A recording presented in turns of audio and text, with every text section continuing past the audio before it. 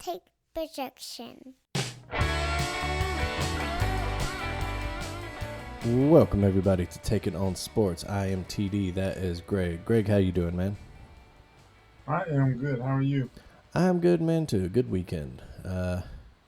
College football is back, baby. That's all that matters. Man, absolutely. And not a bad little slate of games on week 0 here. We got some interesting things that happen there for sure. Yeah, highlighted by Farmageddon, of course, over there in Ireland. I thought that was a really good game. It was a good fourth quarter. Interesting game. Yeah, a good. Yeah, very sloppy. Yeah, very sloppy early. Exciting fourth quarter. Really kind of befitting of these two teams. Were you surprised by the result at all, or nah? I was. I mean, I actually had a lot of things at K State as my Big 12 champ. I thought they were going to break the little streak. Of course, it's early, so I mean they have time to rebound and still do that. But not losing a running back on that first play when he fumbled the punt. Yeah. I don't know exactly what happened there, but that really they didn't have any running game at all, and I think that really hurt them. Mm-hmm.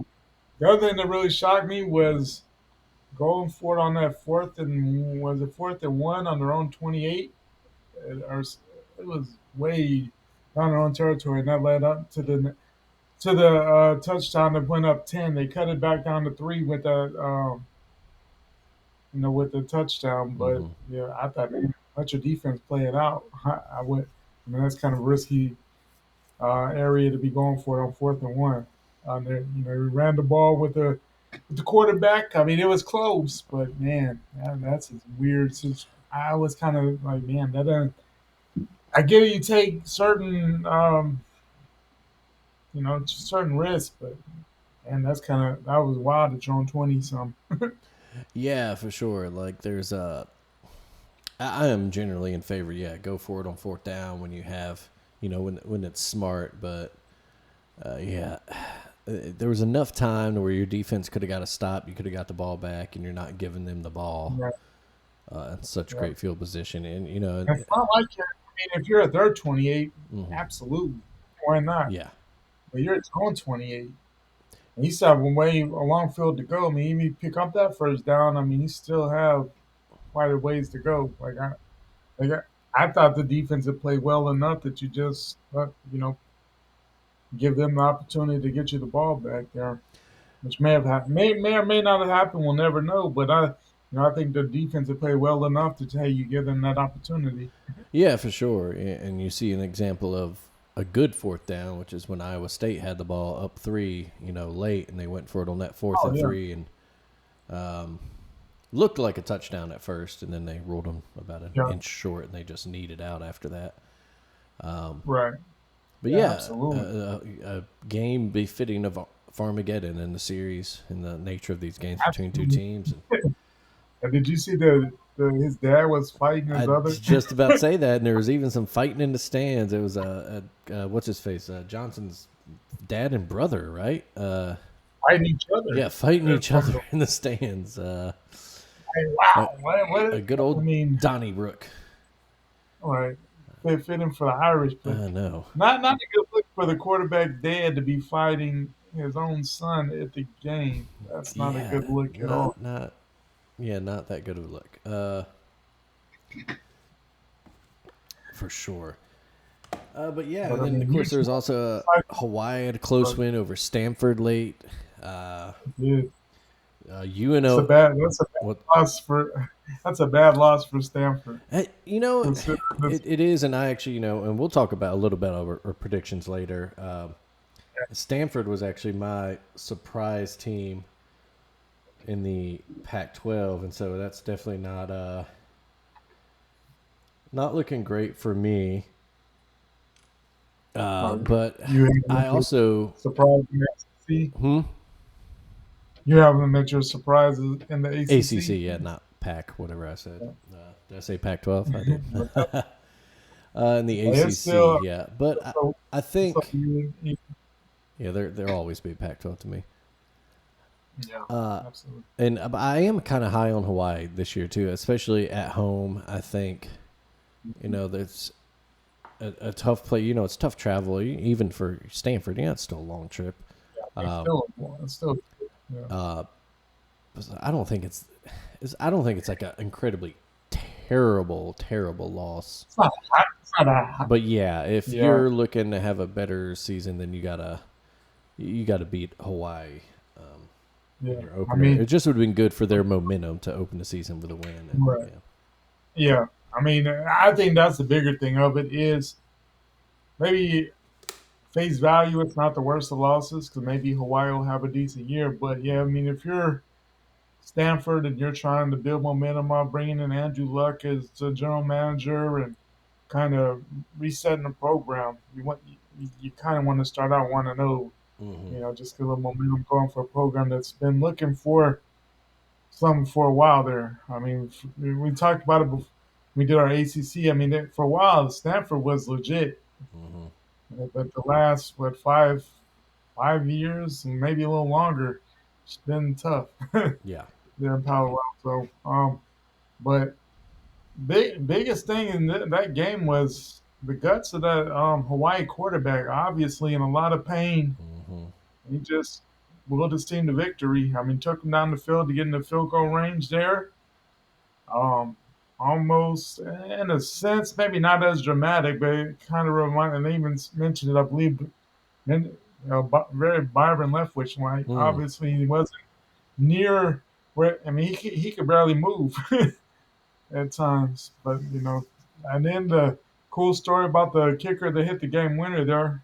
He had seen the game on a trip from Japan or something, college football game, went home, studied how to become a kicker on YouTube, and then sent his videos out, got to some small college, and eventually got to Hawaii. So That's awesome. interesting story. Yeah, it's great. And not only that, but a tying field goal with 2 minutes left after a nice long drive for them, and then great defense, immediate 3 and out, 3 plays, 3 yards, nothing for Stanford. Interesting decision by Stanford too to pass 2 times. I thought both incomplete. So didn't waste any clock, nothing. Yeah, and then Hawaii gets the ball with about a minute and a half left, drives down, gets the game-winning field goal. So good start for the Bows. Not so good start for Stanford. Elsewhere, Kansas, easy work. Fresno State there. Western Kentucky looked good, beating Sam Houston State and UNLV. For a second, but they got pulled away late there. Yeah. And the UNLV game, the most disappointing thing is it was not on anybody's TV. No, yeah. I think it was on later. The Mountain West has their own app that they show things on, so I'm assuming that's where it was streaming. I wasn't even aware they had their own app in those situations. I listened to it. I found it on XM radio, so I was kind of listening to it as I was like, man, this UNLV team, as big as the favorite as they were, they're kind of they were like struggling. Like a 35-point favorite or something, 31, something crazy, and they needed every inch. They were down 10-0. They were down 3 points at halftime. Idaho State made them work. Not the best start for Dan Mullen's tenure there, but a win. So hey, that's a win. That's what matters at the end of the day. Yeah, I mean, I don't know what you take away from that. I think they're getting a lot of new pieces in there. They had a transfer quarterback from Virginia. He had his ups and down moments there. But you look at it. I think the biggest thing is they got the win in that situation. I mean, saw something similar last year with a team, SMU Nevada, and I think Nevada was like a 30-point dog, and it took every second, every minute of the game for SMU to get the win, and we saw what their season became. So who knows? Yeah. It's all about winning at the end of the day, and making improvements after week 1 is the old cliche is, you make the most improvements from week 1 to week 2. Absolutely. So, Absolutely. but yeah, it was a modest Saturday of football. We'll get the real deal coming up this week, but it was just nice to see it on your TV, games that actually count for something. Absolutely. For sure. But yeah, let's move on to this. Of course, is the final part of our college football preview series. You can go check out all the other episodes. We've done Big 12, Big 10, ACC, and the Group of 5 preview. And tonight is our Alabama and SEC preview. Of course, being Alabama fans, we do a little more in-depth on the Tide. So let's start there. Season number 2 of the Kalen DeBoer era. Things, kind of a lot of growing hype around this team.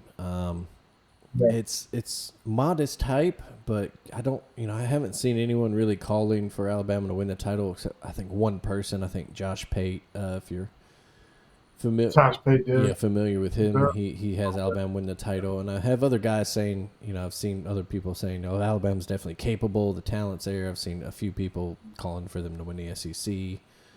An interesting. Josh Pate has an interesting bracket overall. He has some teams. I'm like, wow. Yeah. It's interesting if you find him, and that's a dude that's everywhere. He's on like every podcast. He's like the Pedro Pascal of college football media right now. But yeah, let's start with the Alabama. Greg, instead of just doing offense, defense, what do you feel good about this year for the Tide? Like, what makes you really excited for this season for Alabama? I think the biggest thing was in the offseason, Kalen DeBoer did a good job of keeping everybody, was anybody in the system. I mean, it's hard to keep guys with everything going on with the NIL and the transfer portal, but every big name stayed in Tuscaloosa. So I think that just says a lot about how they feel about Kalen DeBoer.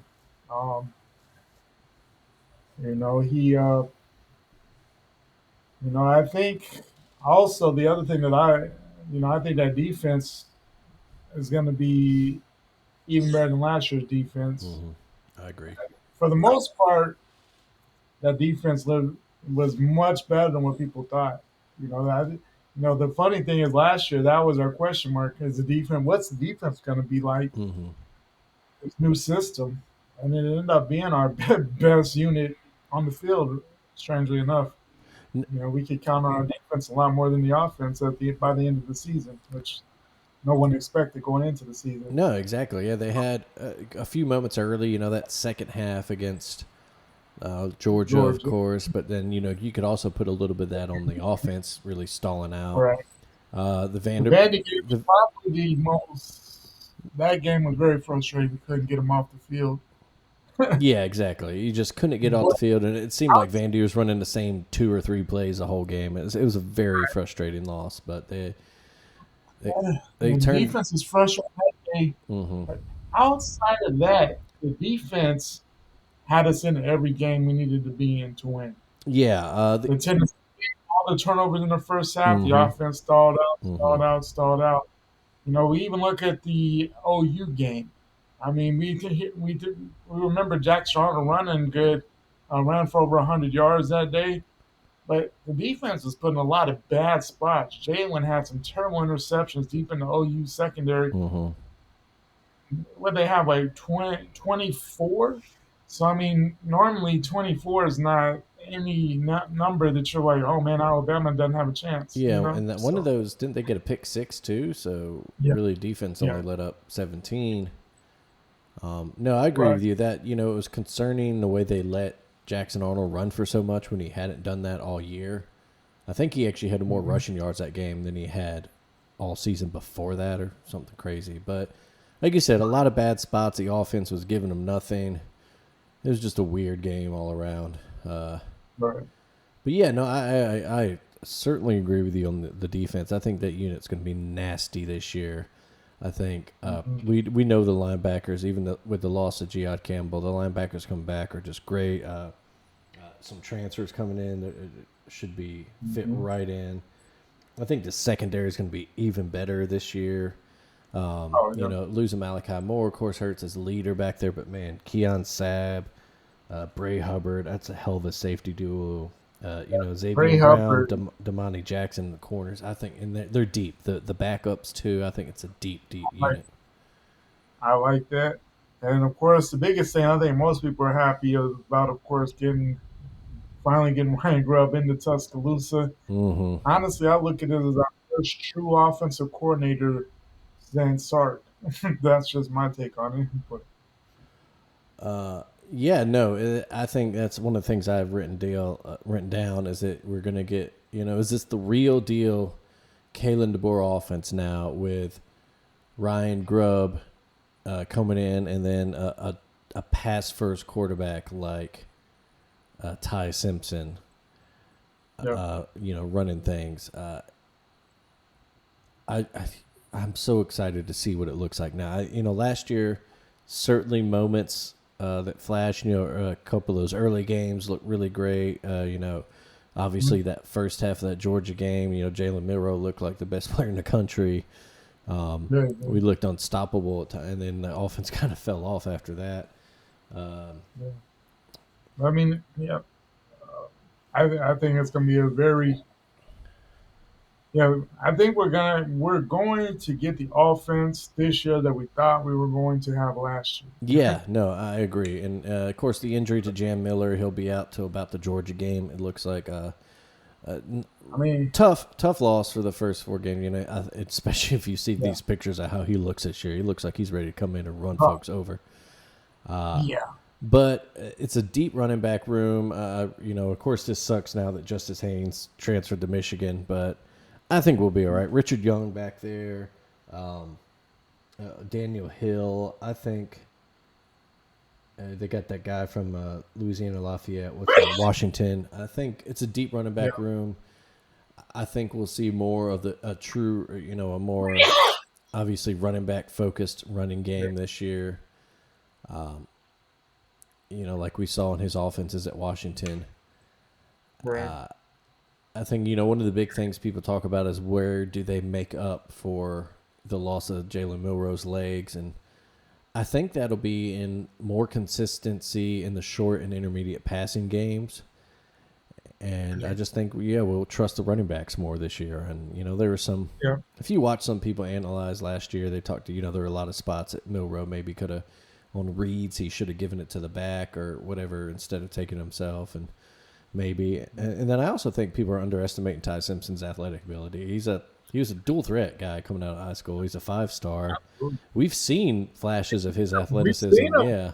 like when he fumbled at the one. Oh man. Ooh. But It's still amazing he that burned. he's still alive after that. But Nick Yeah, Saban did not kill him right there on spot. yeah. But yeah, it's good that he got Grandpa Nick instead Yeah. of Daddy Nick. Oh, if that were like 2014, no, he Oh, would have been well, cut. he's not. Yeah, 'cause I mean, remember that when he spanked AJ in like Yeah. 20 was it 2010 and we're beating Arkansas like 49 to Yeah, 7. it was late in the Arkansas game that year, or not Arkansas. I think it was State. He did that. Yeah, Was it state? yeah. He Oh came in. man, He was backing up McElroy, and yeah, it came in. And that famous. There's a famous. Was it GIF? yeah, it was Just state. yeah, Yeah, where yeah. you see him, yeah, going like, "What the fuck are you doing? What the fuck?" And then he's yelling at him and gives him the big old slap. Yeah, so funny. But yeah, I think yeah, I'm really excited to see the receiver room. I mean, Ryan Williams, year 2, even better. Jeremy Bernard really came on strong as the year went on last year Yeah, too. Is that kind he of ended up like being our most consistent guy. yeah, a dependable, consistent guy. And Isaiah I think Horton Horton is coming in, going to yeah, fit in from well. Miami. Yeah, no, I'm really excited for a lot of this team. Going back to the defense real quick, the only question I really have on defense is, you know, I think we need a more consistent pass rush from, you That's know, been our thing for a while, yeah, true, you know, though. without having a, you know, pretty much, I guess, since losing Dallas Turner. But even then, yeah, if we can get a guy that can, We need to. It's been like linebackers, and mm-hmm, Will Anderson mm-hmm, kind of a end linebacker. Same with Now we need somebody on that defensive line that causes constant issues. We used to have that. Yeah, We just have not had. yeah, that's what I was gonna say. We need those guys where we can just rush four guys and not have to blitz or send an extra man. We really need that kind of disruption on the defensive front there. You think back about the best of the Saban defense, those 2015, 16 years. You had Jonathan Allen, Quinnen Williams, Deron Payne, all those guys just wreaking havoc up front. Absolutely. You think about, those earlier years, people like Terrence Cody, even Courtney Upshaw played a lot of defensive end, even though he's a linebacker, so yeah. Yeah, we need quarterbacks. Even if you're not getting a sack, laying them out, you're hitting them, you're letting them know you're there. Exactly. Making it hurt. Hit it Yeah. though, he's not gonna step into the pocket as hard by the third quarter and fourth quarter if he's getting hit. And that's been our thing. And we know we got At talent. times, We know we got talent there. I mean, Overton, Tim Keenan, Russell, like they're talented guys. We just need them to really. I think Russo could be a star. Yeah, no, I agree. Did you Yeah. see it? And I think he'd be great. Yeah, but we just need consistency. We need dogs out there. We need folks that really want to get after it and just I mean, we see flashes of it, but we need consistency. We need all game. Boom, boom, boom. If we can get that going, that would be great. And then the other thing is just that offensive line, Mm-hmm. um, especially on that right side. We're still wondering what's going on with that. Um, I think Brailsford, one of the best centers in America. Mm-hmm. The left side is solid. The right side still some question marks there. Looks like it'd be Dewberry at guard on the right, and Yeah, the transfer. Taco Casa. I can't think of his name. Transfer coming in from A&M. Yeah. Dewberry. So I think so. So I think we saw some questions on the line, but I think that's got to be consistently better, not only for Ty Simpson's ability to gain confidence in the passing game, but sometimes I wonder last year, did we not run the ball because there was no faith in the offensive line? I've wondered that. I don't know how that was a true thing or not, but it's like we didn't even look to run the ball at times. It's like, why not? Was there a reason why? Obviously, I think we had the talent to run the ball, but was the offensive line just that bad? As a unit, we know we have individual talents, but I've wondered why didn't we run in certain situations at all, or even think about it, other than Jalen? Yeah, I don't know there if was that a very odd, I mean, you understand why you design runs for a guy like Jalen Milroe. I mean, yeah. watch the LSU game, you understand why. But At times it's like, dude, we've done this like 10 times. It's not working. exactly, Let's move yeah. on. There's also plenty of opportunities. There were a couple times in the Tennessee game in particular when I'm like, man, why aren't we running the ball here?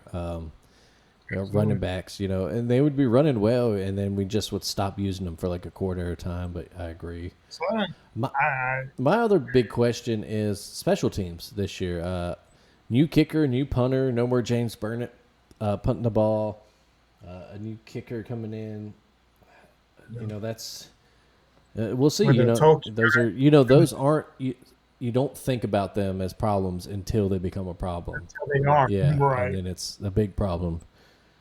Right, and we've had our problems at times. We know. I mean, we've seen it at times where we've had some shaky field goal kicking, and then we got spoiled. We had our best kicker ever. Yeah. And then even last year we brought in a guy who won the Groza Award over Reichard. He shouldn't have, but he did, and he was fine last year. 8 of 10 on field goals. We really didn't call on him much. But hey, that's 80%. We'll take that. And Yeah, but Will Riker was like a superstar. yeah, automatic. He was pretty automatic. And then, of course, Burnham is probably underrated. For Um, sure, he's a he was a great punter. very solid punter. Um, Yeah. probably didn't get the probably doesn't get the love he should, just because that's the life of a punter. But I mean, yeah, it's one of those things you don't notice it unless something goes way wrong, and Terribly hopefully wrong. we Yeah. don't. Now as far as the kicker, I mean, Talty, you know, obviously talented. He's had some up and down days according to notes and what I've read from scrimmages and stuff in the fall. I mean, that happens. I mean, Yeah. but you hope that we can in key situations we can count on them there. But, No, for sure. Yeah. So talent wise, obviously this is a stacked roster, and if it yeah, all clicks, this team absolutely has what it takes as a to moment. make a run and win Right. a national title, Absolutely. and look like just absolute world beaters. Schedule wise, Absolutely. it's a maybe a trickier schedule than last year. Maybe not. Depends on which Depends teams on how you look at it. do what. The road schedule is very tricky if you look at it. Of course, we begin with Florida State in Tallahassee. Um, that might be, I don't know if it's scariest is the right word I'm looking for, but it's definitely, I just have no idea what to expect in that game. I don't know No. if, Yeah. because Florida State, It's, they know in their mind they have to come out and prove to the world that oh, last year was a fluke, that right. they're closer to the team they were 2 seasons ago than last year's team. Absolutely. Um, and they want to make some noise, but there's some reports coming out that practices haven't looked great. That the line doesn't look great on either side. Is Yeah. Tommy Castellanos? Is he really what they need at quarterback? Can he actually do Mhm. all? Can he back up all his trash talk in the off season? Yeah. Um, You're right. what And what does? I think Oh, go ahead. Go ahead. um, I mean, I like it. I mean, overall, I mean, it might not be the smartest thing, but I like his trash talk because obviously they need a kick of confidence after going 2-10. That's just natural. I mean, the people that are from that team from last year, obviously, they're wondering what the hell happened last year, probably still. So, I mean, I think the kick of confidence from him probably what they kind of needed. Smart, who knows? But we know Gus. We've seen Gus get great results out of questionable quarterbacks, and I think he's better than what they had in 2013 when they went to the national title with quarterback. So could be very dangerous if they had the pieces to do it. Castellanos obviously dangerous with his legs. At times we've had issues with mobile quarterbacks. That's not a secret.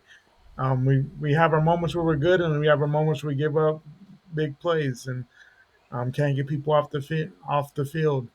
That's gonna be the thing. Can we get him off the field? Don't let him uh, beat him beat us with his legs. Yeah, If he happens to beat us with his arm, then you're like, man, maybe it's just meant to be. But you don't want to see him beat him with what he's known for. yeah. You don't want like a third. You don't want him to convert like 3rd and 12s on scrambles. Yeah, You don't want him picking up absolutely 20, 30 yards on a random scramble. right. You really and yeah, it's really interesting with Gus taking over their offense because, uh, especially coming up against us, you wonder was that specific to the Saban defense? Was it just something about the Malzahn offense that gave the Saban defense fits? Is this swarm defense of Kane Womack's better suited to contain? Of course, we saw last year trouble Right. with Diego Pavia, trouble with Jackson Arnold. So yeah, who knows? Like I said, I just have no idea what to expect from this game. Uh, they could upset us. We could be in for a tight one, a scared one, or we could beat them by 30. I have no idea. I don't know. I think just because we don't know what Florida State's going to look like at all. Yeah, Like exactly. we It is don't a. have an idea. It, I it, mean, obviously they're going to be better than last year. It can't get much worse than what that was last year. That was absolutely trash. Um, and but The good thing for us is nobody's overlooking this game at all based on how our season went last year. Correct. Correct. Going to be a lot of hungry guys on our side as well. We're not coming off a deep playoff run, a national title, anything that would have guys satisfied in any way. So that's the biggest thing I love going for us. Sucks how last season ended, but nobody is happy about those 4 losses. No one's excited how the season ended, and people want to show we're still goddamn Alabama. so, Exactly. Exactly.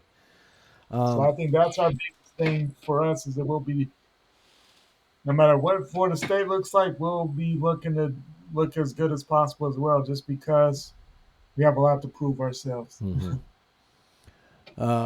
Yeah, and then after that, we get ULM at home. Wisconsin comes home, returned from last year. Even though I expect Wisconsin to be a little improved this year, I still think that's should be a Yes, good win for us. solid Yeah, and then a bye week, and then the big one at Georgia, September 27th. Hell of a way to open SEC play. Yeah.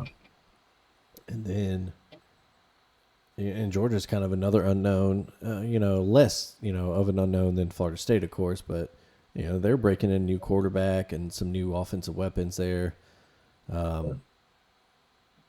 So, we'll see how that goes. And then again, the week after Georgia, we get Vanderbilt. Of course, this time it's in Tuscaloosa. I fully expect us to be absolutely ready to try to murder them this year. I would not be surprised if Malachi Moore is calling guys to hype them up based on his display last year. That is one where I feel like if I'm Coach DeBoer all that week, I'm bringing in former players, whichever ones I can that have the schedule freedom to come in and just give pep talks all week long, being like, "Hey, we're Alabama. We do not, we do not lose to fucking Vanderbilt. What the fuck are you doing?" Like, and then after that, another tricky one of those tricky road games at Missouri. They're another team. Not sure what to expect from them last year. Of course, last year, that was really when the defense really was like, "Hey, like, we're for real. We figured this out." They had a good showing in the Tennessee game, solid showing against South Carolina, and the shutout against Missouri. Yeah. It's huge. Then third Saturday in October, Tennessee comes to Tuscaloosa, revenge game for the Tide. Of course, last year. And I think go ahead. I think that'll be the biggest thing for Kalen DeBoer. We know how if he wants to get off that hearing about Nick Saban, win those revenge games because Nick Saban was almost unbeatable in revenge games. Yeah, it's very, very, very rare that Nick Saban lost twice in a row to a team. Honestly, other than like LSU, and I'm struggling. He lost to LSU 10 and 11. He lost to Ole Miss in 14-15. Other than that, I can't think of too many back-to-back years. That's it. Yeah, I don't think there is another one. Yeah. And other than that, and so Kalen DeBoer has 3 revenge games, all in Tuscaloosa. Yeah, you better not lose those. Yeah, well, you better not lose those. Yeah, that's the big, especially the first 2. Yeah, especially Vanderbilt, and then especially Tennessee. Like, how do we know those 2? Yeah, completely different reasons, but yeah, you better win them both. After Tennessee, we go on the road to Columbia, South Carolina. That's a game a lot of people have circled as a whoa. It is, yeah, and of course by then that's the end of October. We'll see the real versions of each team by then. South Carolina, I'm sure Columbia will be hyped up by then. Once we, we'll do our SEC preview after this too and talk a little bit more about the Gamecocks, but they'll have played some hard games before that too, so it is. Yeah, we'll see. Certainly, we'll see what that one's about. And then very much could have SEC championship type of pedigree to it, depending on how everybody's turned out to that point. Possibly an elimination game for somebody as well. Yeah, for sure. Another bye after that, and then we end the season with LSU at home, Oklahoma at home, Eastern Illinois, and then on the road, Kalen DeBoer gets to experience Jordan Hare firsthand. Yeah. LSU. And who knows what Auburn will do at that point? Yeah, yeah. LSU will have revenge on their mind. Come to Tuscaloosa after Alabama just dog walked them in Baton Rouge last year. Oklahoma, of course, will have revenge on our mind. A lot of people think they'll be much improved this year. We'll see. And then, like I said, that's good. I mean, different OU team as well. So. Yeah, and then of course, like I said, the first trip to Jordan Hare for DeBoer. Let's see. Hopefully, the last 2 times we were there, we had Bryce's drive, and then 4th and 31, or what's Gravedigger? Some wild finishes. So hopefully that broke whatever damn voodoo that Auburn has there, and we can just go in and play a football game. I highly doubt it because it's fucking Jordan Hare. We haven't had a normal football game there since. I don't know, because we had Gravedigger, and then the drive, and then the 2019 weirdness with throwing a pick six off a dude's ass. He had 2 pick sixes that game. Other than that, we win that one. 2017, they just whooped our ass. They dominated us. That was the one where there was no.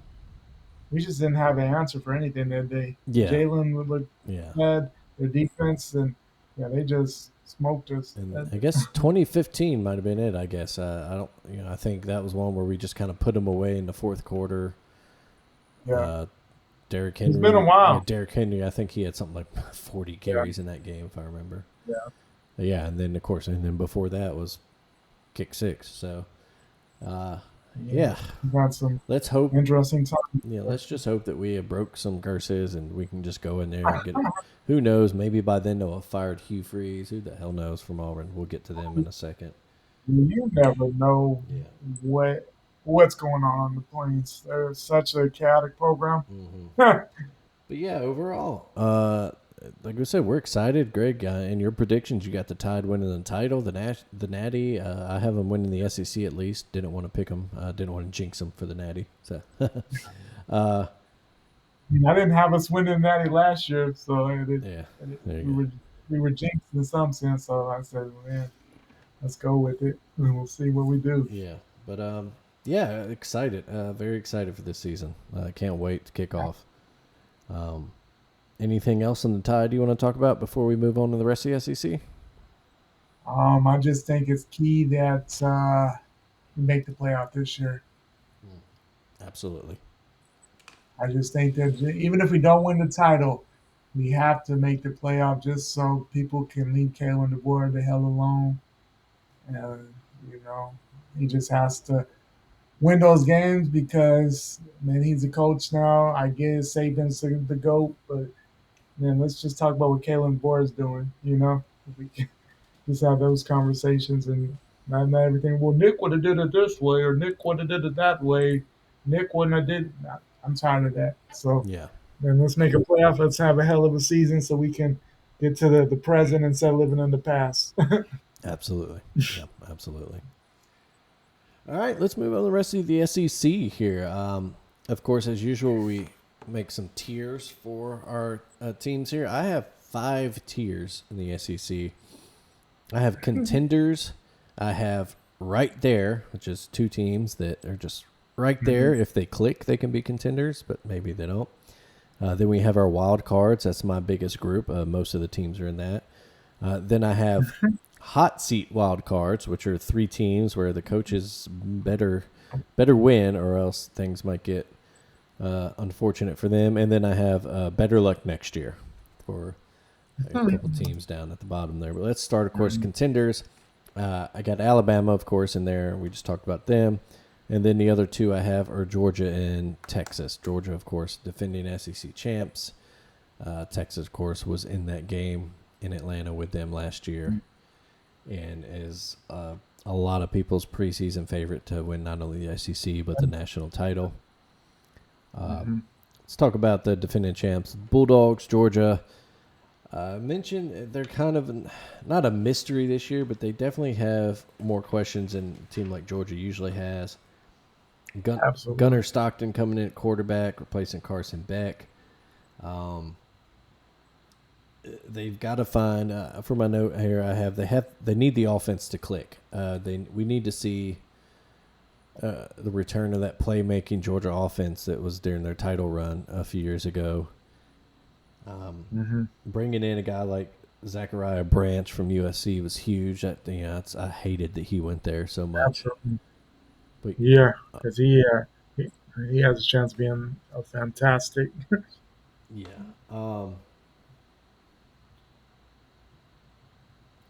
And the biggest thing on offense to me is their line. I think they lost 4 offensive line starters. So that line, obviously they got talented guys in there, but they need to click. When you play in the SEC, you got to click and gel fast, or else your season can slip away from you real quick. Absolutely. But yeah. Yeah. Anything about the Dogs you want to add? I would probably say the biggest thing with them is probably the most question marks we've had for a Georgia team in a while. Probably maybe since COVID season. You know, obviously they're talented. And I think it's a lot of unproven talent. You know, we saw Gunnar Stockton play last year, but it was in short things. I mean, he did enough to win the SEC, and it looked pretty pedestrian in the Sugar Bowl against Notre Dame in the playoff there.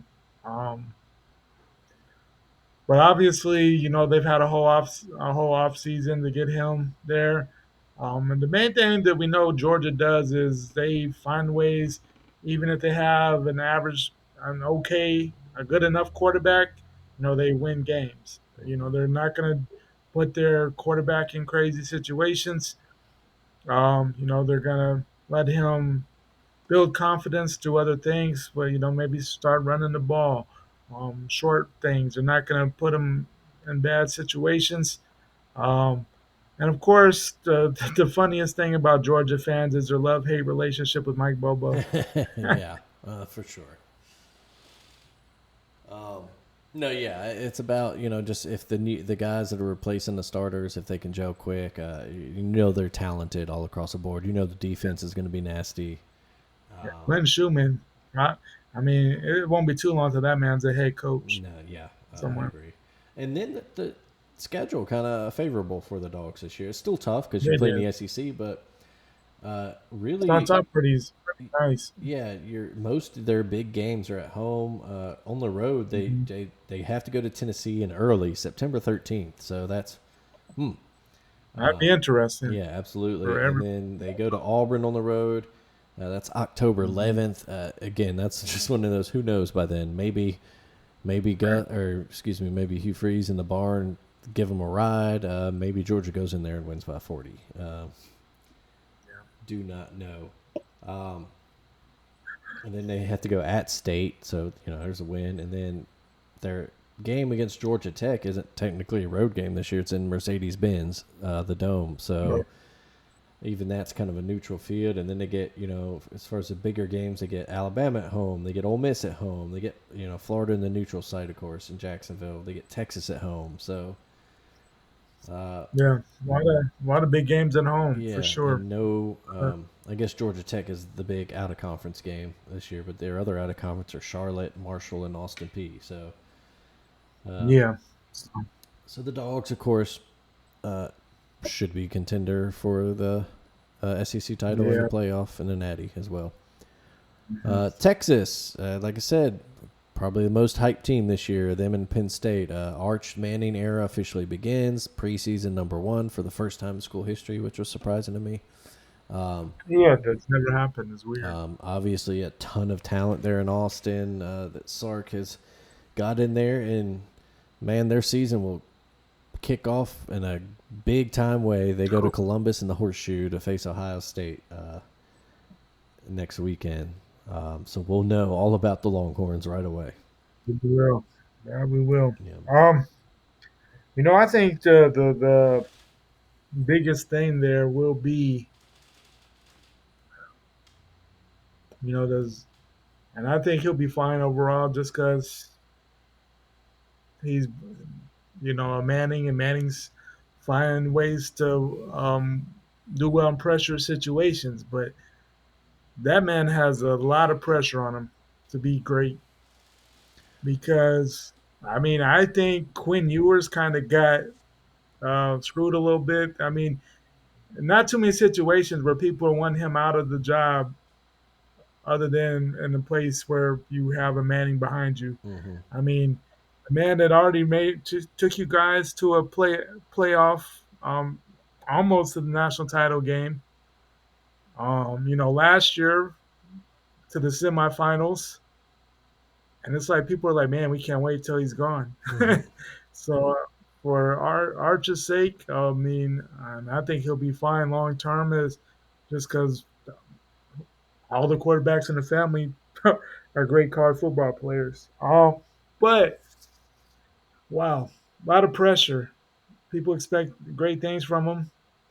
He's still a young guy. He's only had a couple of starts against lesser opponents, Mm-hmm. and he's still gonna have some learning, some learning curve.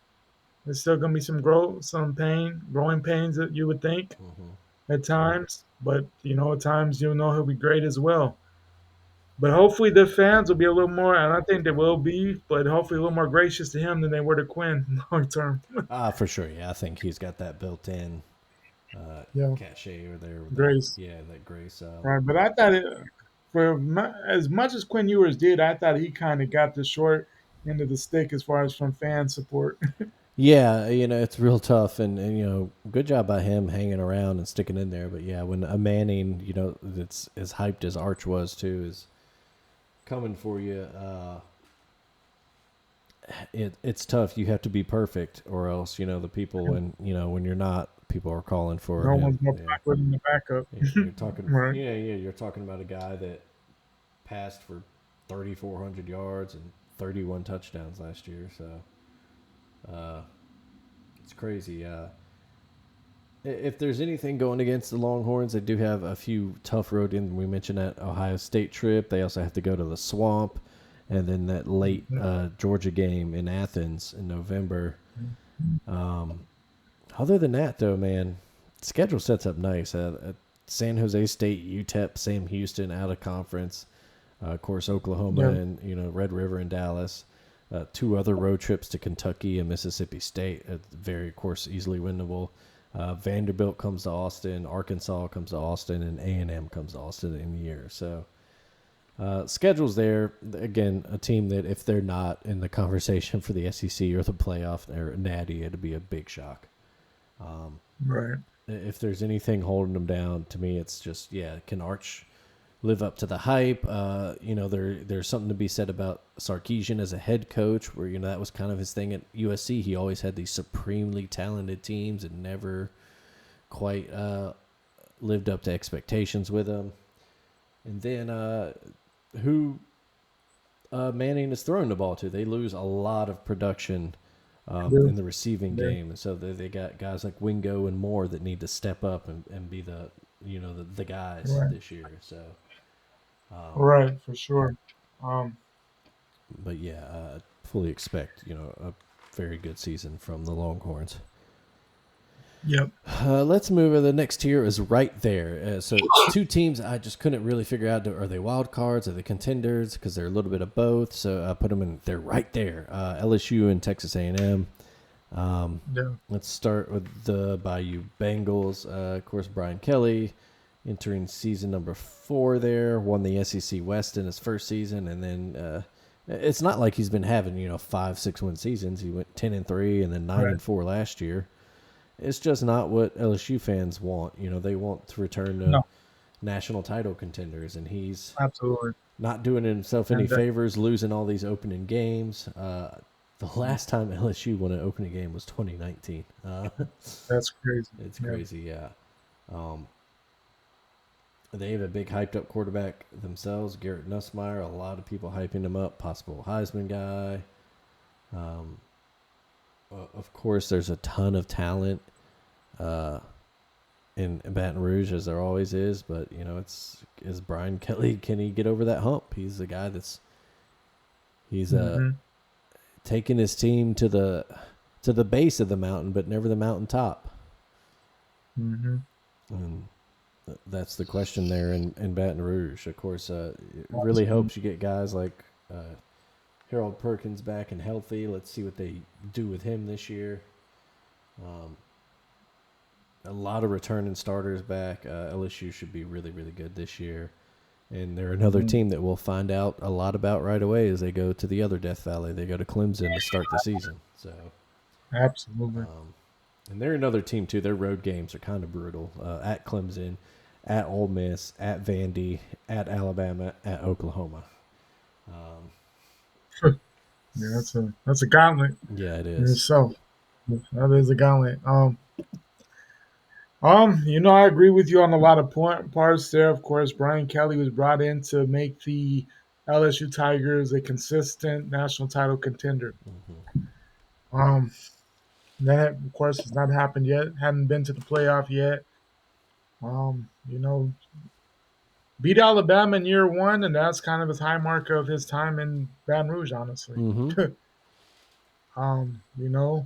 Has lost to the Tide 2 years straight. Lost with a Heisman winning quarterback and got absolutely embarrassed last year. Losing to Alabama will get you kicked out of Baton Rouge real quick. A third straight loss, and man, people are going to be hot. Same time, I think top to bottom on both sides of the ball, this is his most consistent team. The defense should be much better. Obviously, they brought in Blake Baker last year from Mizzou, and they were god awful at times. But I think year two, they're going to be much better. I think they've figured out what they want to do with Perkins. I can't think of his name right now. The linebacker they brought in last year from Florida was an absolute beast. And I think that linebacker crew is going to be nasty. So I think the defense is going to be what they brought in Blake Baker for. I think they're going to be much better overall. We know how good Garrett Nussmeier can be. It's just about him not making crazy mistakes. Alabama, he looked terrible, threw a couple picks. And then we saw, the other game that was questionable was that A&M game. He had some bad play. And then we've seen other games where he was absolutely amazing. Yeah. So one of the most experienced quarterbacks in the SEC. We know the talent is there. He just has to cut down on untimely picks. But I mean, there's no reason why this LSU team should not make the playoff in my mind. I think if they don't make the playoff this year, next year Brian Kelly will definitely be on the hot seat. Yeah, I could agree with that. I was thinking more like definitely he can't lose 4 games again, and he can't do these things. So we mentioned in 22, he won the West, beat that big win over Alabama. They got, housed by Georgia in the title game, but that was a buzzsaw of a Georgia team. Right. In 23, 10-3 year, not bad. You lost to Florida State in the opening game. That Florida State finished the regular season undefeated. You lost a close one at Ole Miss. No shame in that. You lost a mostly close one in Tuscaloosa. It was a back and forth game, and Alabama added insurance, and then Jaden Daniels got hurt. I think the thing that year was with Jaden Daniels putting up the numbers you didn't even get to the SEC title game. And then last year they were, right there in line to go to the SEC title game, and then lost 3 in a row. You mentioned the A&M game, the Alabama game, and then after that they went to the Swamp and lost to a Florida team that not the strongest Florida team we've seen. So they win one of those, and they're probably in the playoff. Yeah. It's at the very least they have a strong argument, right? If anything, though, is just how they lost the Alabama game and how they lost the A&M game. Got demolished them both. Demolished, even the Florida game, they just kind of looked listless. 11-point loss at Florida. They just never only 16 points. The A&M then you see ran other A&M ran all over them, and then the very next week, Jalen Milroe ran all over them, 4 touchdowns. Um, uh, they have after a bye week.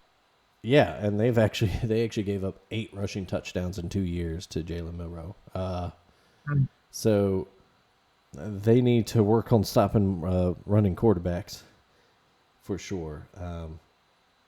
mhm. But yeah, I'm with you. Anything less than a playoff this year, and Brian Kelly starts next season on the hot seat. And I tell you what, after September, if I think even if they have more than one loss coming out of September, things might get smoky on his backside then, because they have at Clemson, Yeah, they have to play Florida, which is in LSU though, and then they go to Ole Miss. So yeah. I think you And you need have to. two. I think you can get one loss. You're allowed one loss in that stretch if you're Brian Kelly. Yeah, that's tough. I mean, that's of course the Clemson game. That's a game in itself. I mean, that's huge. Yeah. I think you get a little forgiveness if it's a good game. If you happen to lose it at the other Death Valley in a close one, I think things are forgiven. Other than that would be your what fifth or sixth straight opening loss, so that's not a good look. But I think that's a forgivable thing. The Florida game is interesting because that's turned into a pretty solid rivalry with LSU and Florida, and we'll talk about them. But man, that Florida team, I mean, if DJ Lagway is the man, that's going to be a tough game. So, but if you're a great team, you beat them at home, but and that's not an easy task. Ole Miss, it's a rivalry game, a long-standing one there, but I think Ole Miss has a chance to be solid, but they, lost one of their better quarterbacks. They lost a lot in general, especially on that offensive side. Mm-hmm. You can't lose that one for sure. You cannot lose Ole Miss No, at it would home. be their third straight. No, they beat Ole Miss last year. That's right. They did beat them in When overtime. they pulled it out late, it Yeah. was a crazy game. Um, Yeah. but yeah, that's been a back and forth series the past few years. They beat them in 20, You lost said to them in 21, beat them in 22, lost them in 23, beat them last year. So Yeah, much more much more interesting series than what it was. I mean, at one point, I mean, there was no chance that Ole Miss could stay on the field with LSU. But Lane Kiffin has made that game a very interesting one. yeah, absolutely. But yeah, let's move on. The other team in this tier, Texas A&M. I have them in this tier because they are so talented of a team. There's just a lot of talent on the team. I think that defense is going to be really good this year.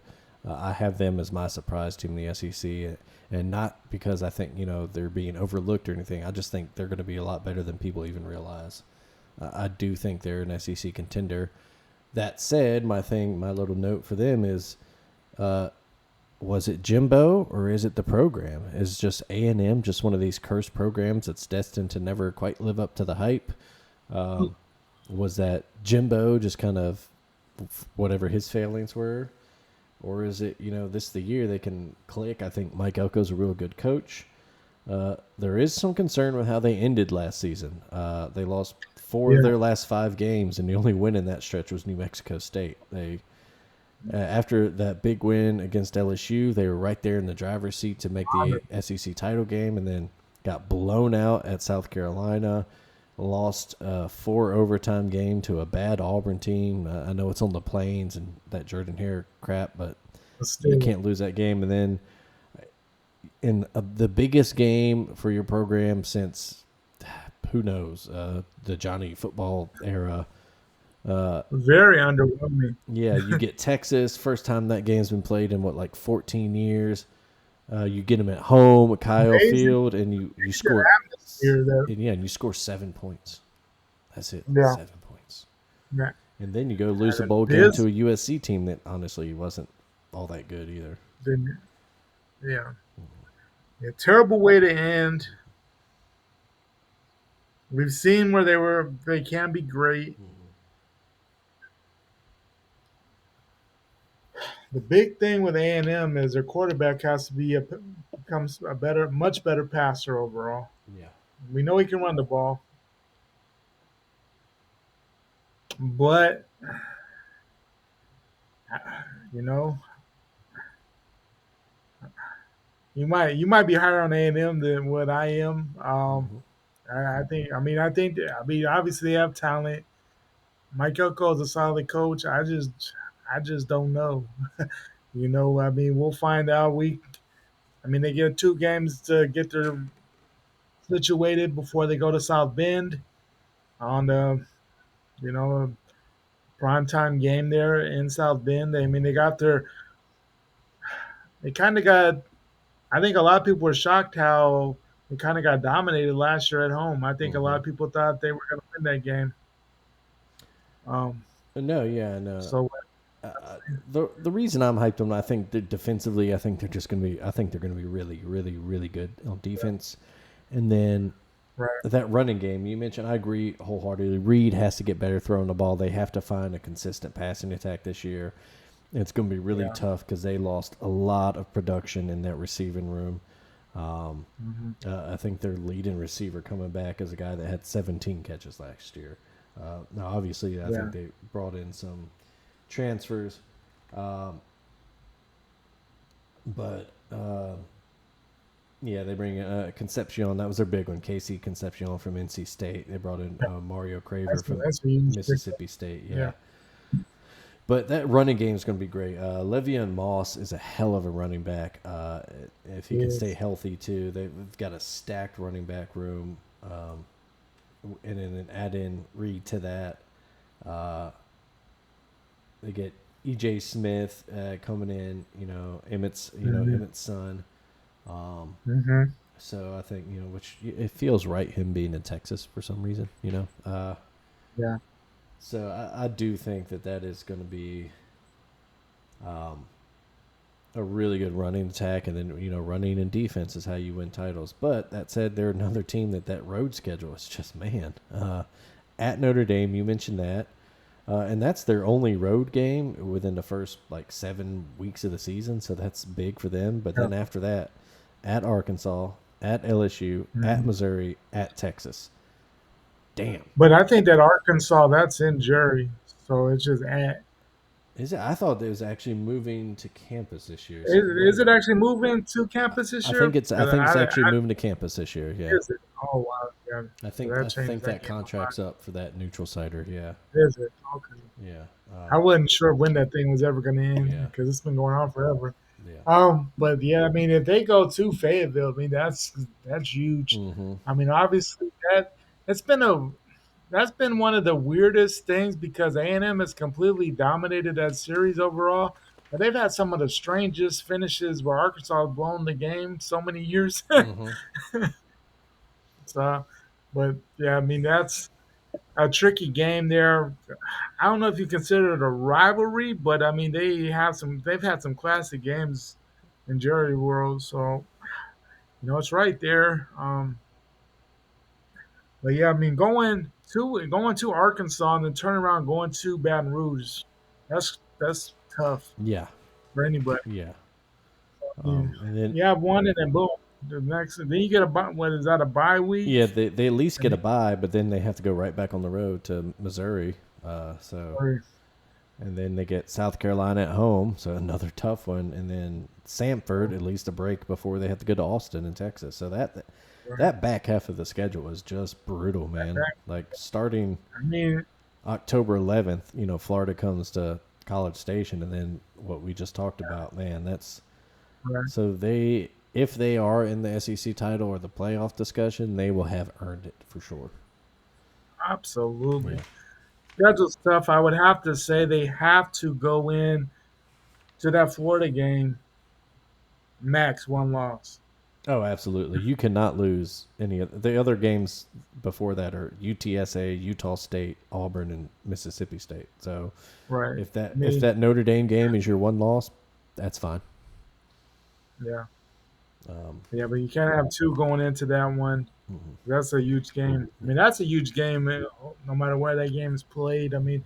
Obviously, there are two teams that are have a lot of potential. I mean, you could see both teams being great. Mm-hmm. You could see both teams being in the middle, and you could be see both teams very much being underwhelming this year. Yeah. So I don't know how you feel about those, but that's a very interesting middle season matchup that has a lot of implications in the SEC, possible playoff implications in general, Mm-hmm. but they're not large, if not in SEC. Mm-hmm. Man, that's gonna be a fun one. For sure. Let's move on to our wild card tier. I have 6 teams in this tier. I have Lot of teams. Ole Miss, Tennessee, Yeah. Florida, South Carolina, Missouri, and Vandy in this tier. I'll just start in order here. Ole Miss, next to them, I have Dark Horse, question mark. It might be the perfect situation for Lane Kiffin and this team. Last year was the big hype year, Jackson Dart, all that talent they had. This is it. This is the year that Ole Miss can get it done. They had 2 losses. That strange loss to Kentucky at home, but then at LSU in overtime. No shame in that, really. And then they got those big wins. Oklahoma beat the hell out of Arkansas, dominated Georgia. I mean, as much as anyone has whipped Georgia's ass in the Kirby Smart era. Yeah. And then the next week they go to the Swamp and lose to Florida.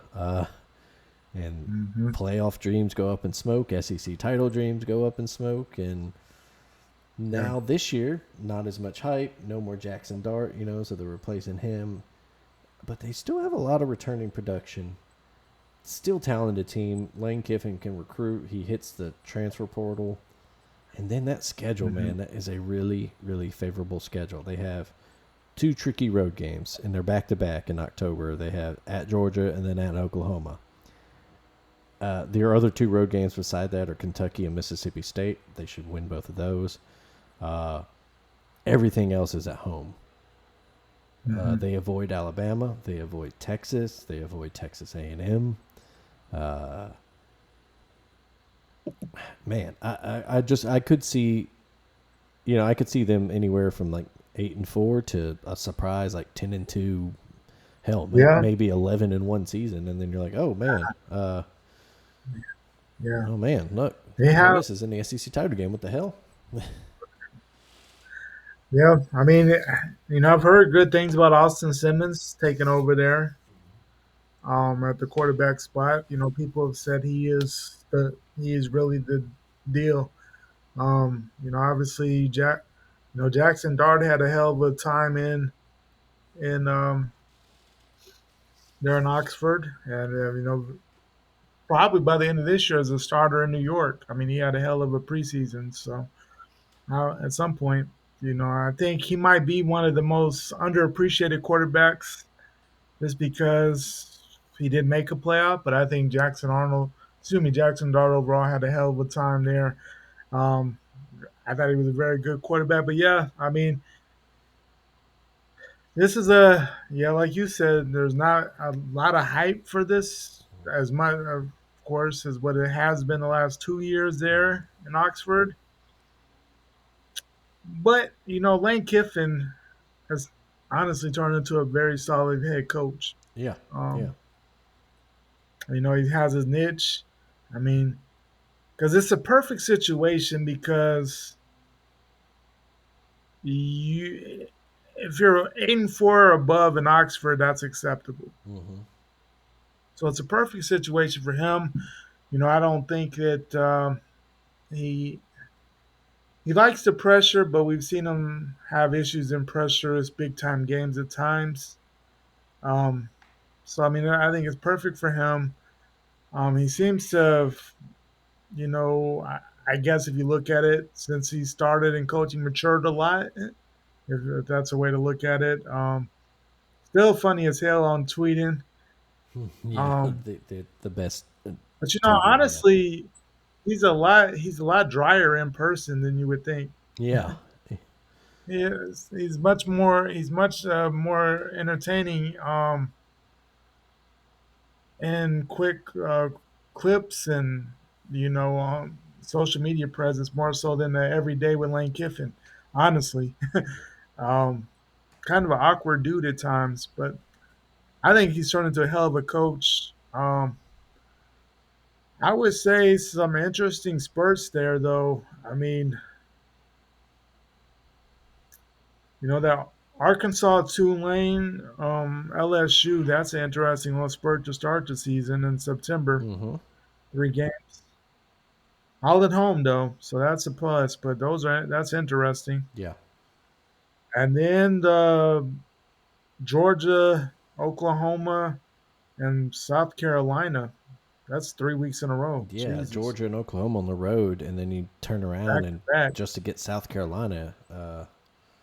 at home. Yeah. But man, by that point, you've been through two. Georgia speaks for itself. I think OU is going to be so much better than they were last year. Mm-hmm. So that's a big time game in Norman. Um, and then yeah, South Carolina. I mean, obviously has a lot of hype there, so that's a big game. Whew. I will say You for know, that though, that was their second most impressive win last year. Was they went into yeah, Columbia and won 27-3. They dominated South Carolina they last year. dominated. So Yeah, they the did. week after that weird loss at home to Kentucky. So, Yeah. um, So but yeah, this that's yeah, just very. I just think the Rebels they're a sneaky, maybe not a contender, but if I would personally would not be surprised if we look up in November and all of a sudden they only have like one loss. You're like, oh shit, okay. Yeah. But yeah, let's Yeah. So keep things rolling. Tennessee. Let's talk about them next. My little blurb for them is: are they better off without Nico? Was that a good move by Josh Heupel to put the program first? They end up almost kind of trading. They get Joey McGuire at quarterback, Joey Aguilar. He, of course, was App State's quarterback last year who transferred to UCLA. And then once right. Nico transferred to UCLA, he turned around and was like, hey, Tennessee, looks like you need a quarterback. So, yeah, I just don't – I think the Vols will be led by defense this year. That defense is really good last year. I think they'll be really good again this year. They do have a couple tricky road trips, not too many though. They have to go to Alabama and then to the Swamp at a weird time, man. November 22nd. That is. Has that game ever been played in November? I've always thought that is a September The only type of. time I remember that game being played so late in the year was 2001, and that's because it was a makeup game after 9/11. Okay. And so, other than that, no, yeah, that was usually like the SEC opener, at least like the second SEC game for those teams. Yeah. Maybe like Yeah. the first weekend of October, but At the latest. Yeah, yeah, that's a crazy late it's game for that. crazy. They open the season with Syracuse in Atlanta. They get Georgia at home this year. They get Oklahoma at home, and then other than that, they just don't. The schedule's, I think, very favorable for the Vols, unfortunately. That's not a terrible schedule. Yeah. I mean, it's not horrible by any stretch of the imagination. Yeah, I mean, I think the biggest thing is they're gonna miss their I can't think of his name, the running back. I mean, he had Samson. an epic season. Yeah, Dylan Sampson, Yeah, 1,500 epic yards, season last 22 year. touchdowns. Yeah. Yeah, kind of a. It's weird though. He doesn't get a lot of hype. Honestly, as good of a season as he had last year, like no one is like, man, Dylan's. I maybe he should have got a lot more. I don't know. It just didn't seem like he got near the appreciation maybe he should have. But he. I think he'll be definitely missed. As far as the quarterback situation, I don't know if you're better off without Nico.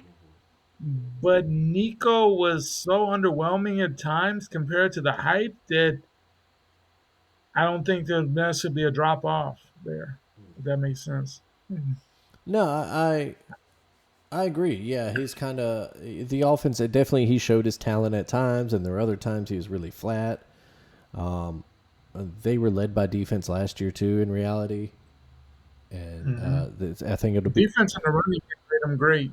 I mean, Yeah, and this year the big question mark is all of that. There, it's not just Nico, and that Sampson's gone. You mentioned that they also lost Brew McCoy and Squirrel White, a receiver. They both are. I know Squirrel White transferred out to where is he? Florida State. Yeah, that's it. And then Florida State. McCoy is. Did he transfer? He in the draft. Yeah, Brew ended up. I think he was done. I think he ran our Yeah. old So team. either so, those are your two leading receivers, or two of your leading Yeah. receivers. Dante Thompson Right. or Tommy Thornton. That's his name. He's gone too, so that's a lot of production you're losing on offense. And if you can't replace that, even with as good a defense as they have, it's going to be tough to win in the SEC. And it is.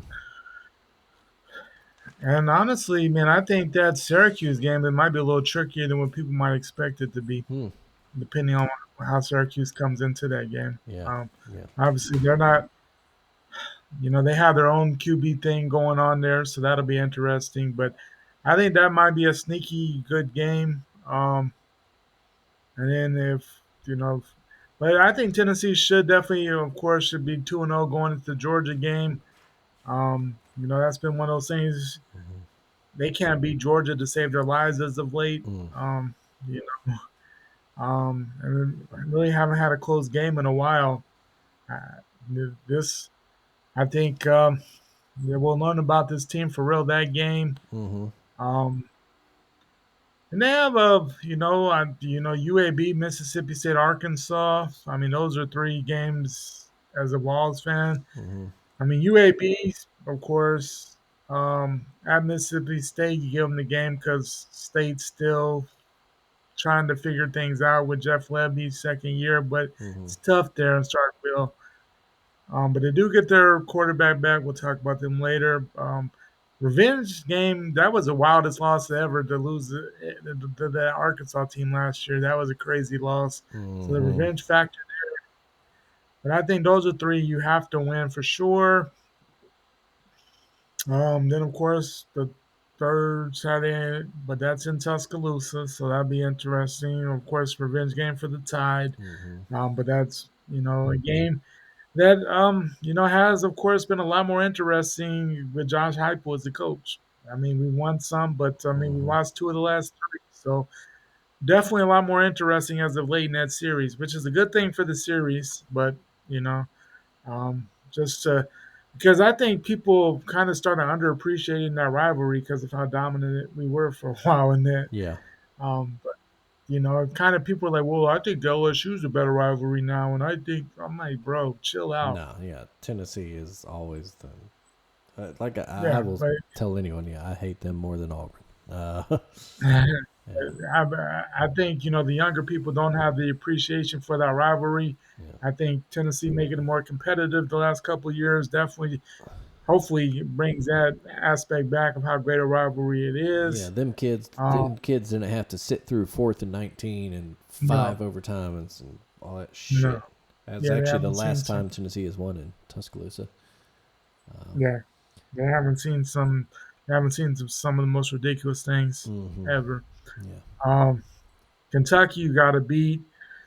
That Oklahoma game could be very interesting. Yeah. I mean, those are both teams that have a lot of questions. So that'll be Florida. In the swamp there. I mean, you could very well be playing spoiler to Florida. I mean, you could also, depending on how things go for yourself, you're trying to win that to stay pretty to the playoff committee. Who knows? And then in the season with Vanderbilt, I mean, obviously, Diego Pavi has been talking a lot of trash about Tennessee. I think it's great, but you should come ready for that game there. So Yeah. But I don't. This Tennessee team, honestly, I have a lot of questions about. That they're could be good, but man, I think we're gonna learn a lot more about it. I think we'll have an idea kind of how the season will go for them after the month of September. We'll have a much better idea of what this Vols team will be. Yeah, for sure. Let's move on to their hated rival, the Florida Gators. Um, of course, coming into last year, a lot of, Billy Napier was on the hottest of hot seats, and we kind of thought, they had the talent to make some noise and do a little bit better than projected, and that's exactly what happened. After a rough start, getting blown out by Miami in that first game, losing to A&M the third game, they made some noise. They almost beat Tennessee in Knoxville. Had that game went overtime. They had every shot in the world. They really should have beat them, for being honest. Yeah. But the big thing is just the progression of DJ Lagway. If he can keep, progressing as a talent, as a quarterback, he's definitely shown flashes of just being really brilliant and living up to all his hype. And then, he made some freshman mistakes as well last year. There's a little bit of question about his health coming out of camp this year. Some injuries, rumors, nothing really concrete. As of now, everything points to him being good to go to start the season. But once again, that schedule, man. Brutal. After an easy start, you get Long Island. I didn't even know they had a football team. And then you get USF at home. The fun, and it's not fun if you're a Gator, but it begins, man, at LSU, at Miami, Texas, at Texas A&M, Mississippi State, Georgia, at Kentucky, at Mississippi, Tennessee, Florida State. Goddamn. Yeah, that is a crazy schedule. I mean, honestly, you look at this schedule and you only see 4 games for sure they win. In my mind, you beat Long Island, you beat South Florida, you beat Mississippi State, you beat Kentucky. Yeah. Those are the only 4 you can give them. Yeah. I mean, everything else, who knows? I mean, obviously, this is a team that came to put it together at the end last year. They started off brutally last year, losing got housed by Miami, got housed by A&M, and then we were wondering was Billy even going to make it to the end of the season? And they got things together. Lagway started looking like the hype that he had coming into his career in Gainesville. But now, man, the expectations are high. Um, the Gators are getting some hype for the first time in a while. Um, Probably the most talented team, top to bottom, that Billy Napier's had since he's been in Gainesville. Because honestly, Dan Mullen left it pretty bare. Not the best situation when he came in. But now, I mean, what are the expectations in Gainesville? I mean, they ended up winning 7 last year, right? So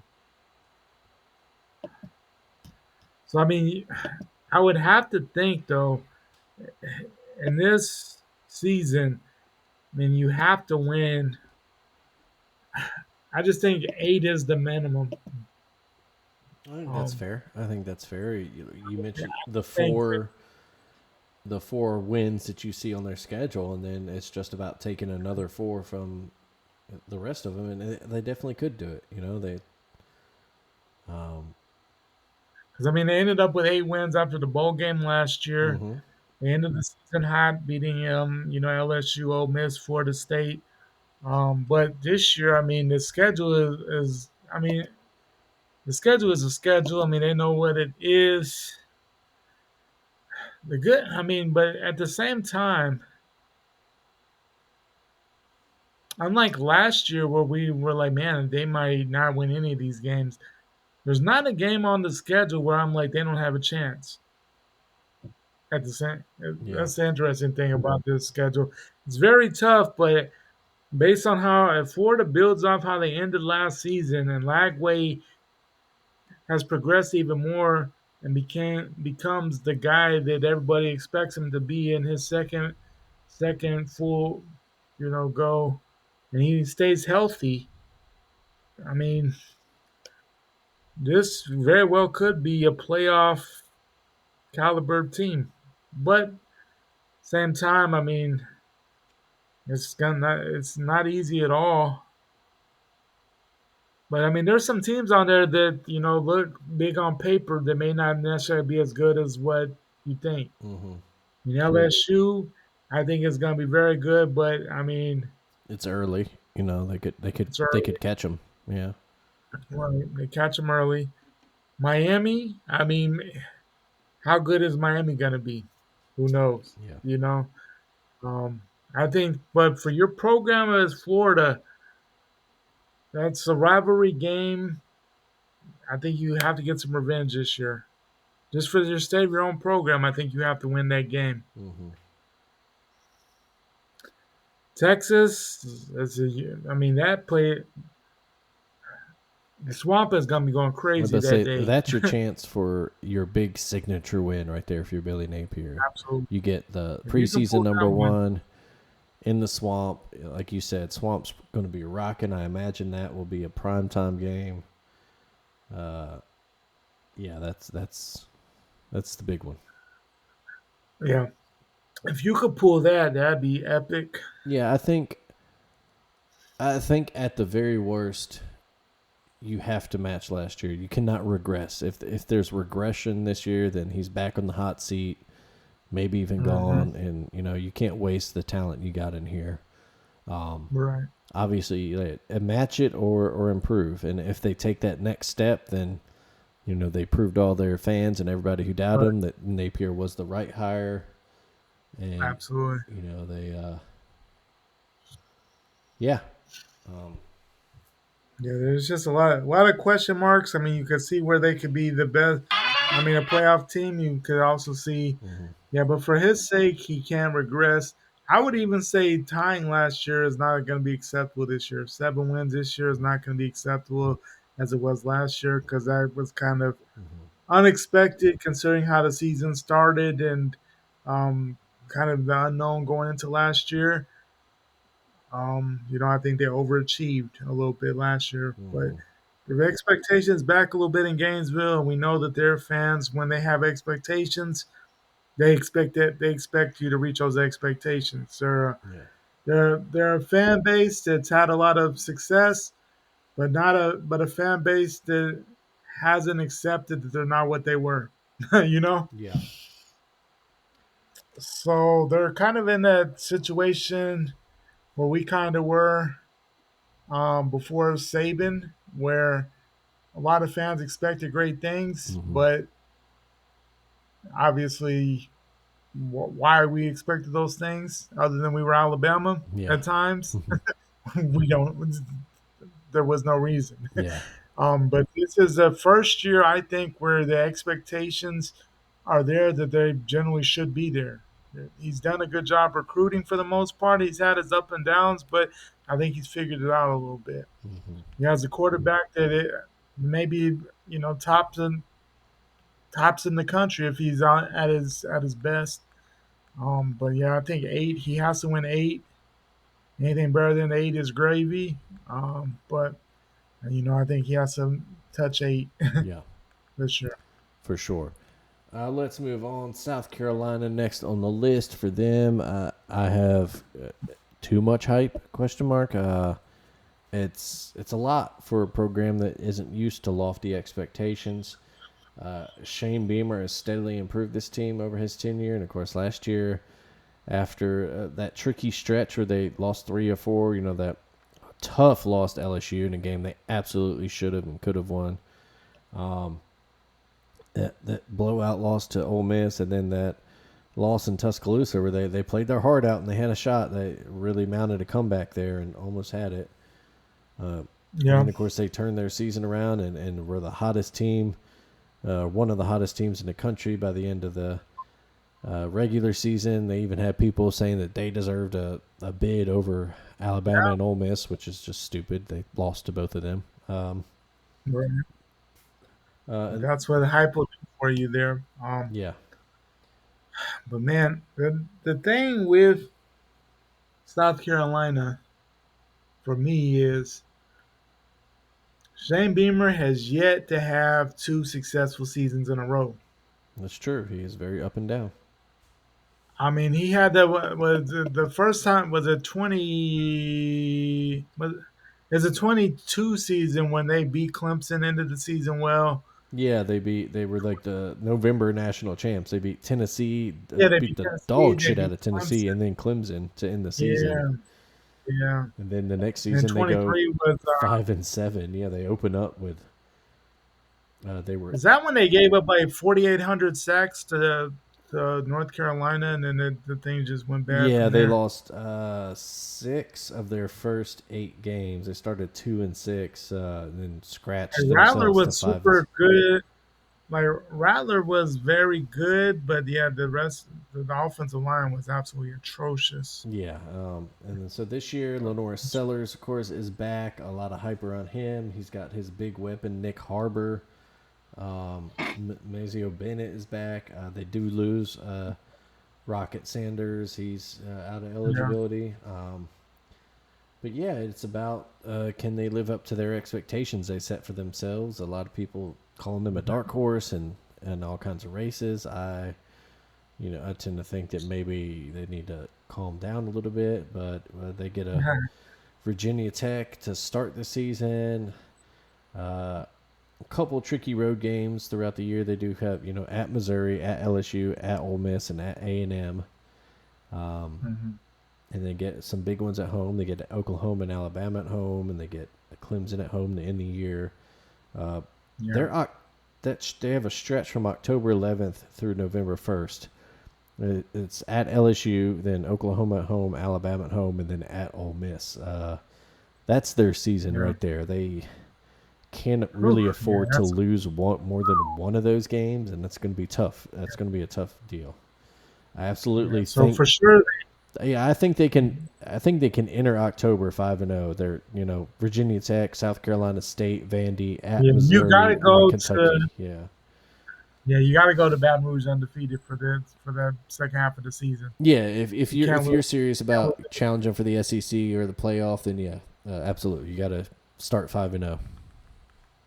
yeah, um, yeah, because even then, I mean, they go to Texas A&M after the bye week, and yeah, Clemson. Wow, so yeah, their second half of the season is man, that's a tough run of games Yeah, from LSU on. Um, but it's, this season, I think the themes are it's about the growth of Lenore Sellers, and then it's about yeah, replacing all the talent you lost on that defensive front because they yeah, lost a lot of it. defensive front was Yeah. nasty. That defensive front was probably the best in America last year. I mean, they kind of surprised a lot of folks last year, but I don't think it was a lot of hype. I think Lenore Sellers um, far exceeded what people expected last year. Hmm. But now people expect things from, and that's the thing. How do you respond when there's expectations? And that lets you know what a good team from a great team. Great teams respond when they have expectations. Hmm. And honestly, there hasn't been a lot of expectations since Spurrier was in um, Columbia. They had that run with Spurrier that was pretty epic. They were pretty hell of a team. Since then, I think Shane has done a good job of putting a team together. He's done well in the transfer portal. He's made South Carolina interesting topic at least. Gets a lot of hype there, but man, there's a lot of expectations. I if there's a team that I think is going to underperform, that's that's my pick. Hmm. Um, but I don't know. Just because, man, they have some lofty expectations, and we'll see. The back half of the schedule is not friendly at all. No, yeah. We'll It see if they seems. can live up to the expectations. Let's move on to the other Columbia of the SEC, Missouri. Coming off back-to-back double-digit win seasons. They do lose a lot of production and talent on offense. No more Brady Cook. No more Luther Burden. They're replacing them. They get Bo Pribula. He's coming in from Penn State to take snaps. And they should have a very talented defense again. 9 starters back there. A lot of production return on defense. Schedule, not the worst schedule in the world.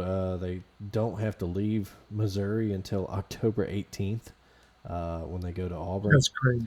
Yeah, they open that's great. Central Arkansas, Kansas, and they get the border war back. Yeah, that's a good. I'm so happy. Yeah, That's good to see that rivalry back. Yeah, I think that's gonna be a great game. I mean, if we can, Kansas started off hot yesterday.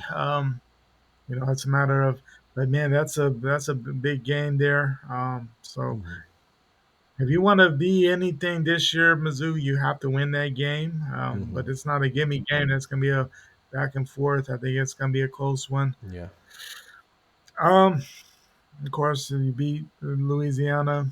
yeah, South Carolina coming to your home. yeah. Big one for both of Gotta those win. teams. Yeah, Big one for that. But man, if you can go, man,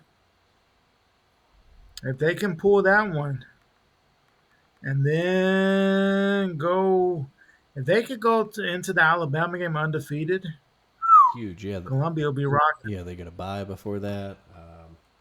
Yeah. And then after that, at Auburn, at Vandy, another bye. A&M they get at home. They get State at home, and then they end the season a couple of tough road games at Oklahoma and then at Arkansas. Don't know. It's not the most daunting schedule. Yeah, it's not the but most yeah, daunting schedule. They definitely can make it 3 straight years of double-digit wins. I think it'll be tough just because of how much they lost on offense. So I think they take a little step back this year, but not a giant one. Still a bowl team. I think 8-4 Yeah, probably sounds about right for their regular season. yeah, I would say.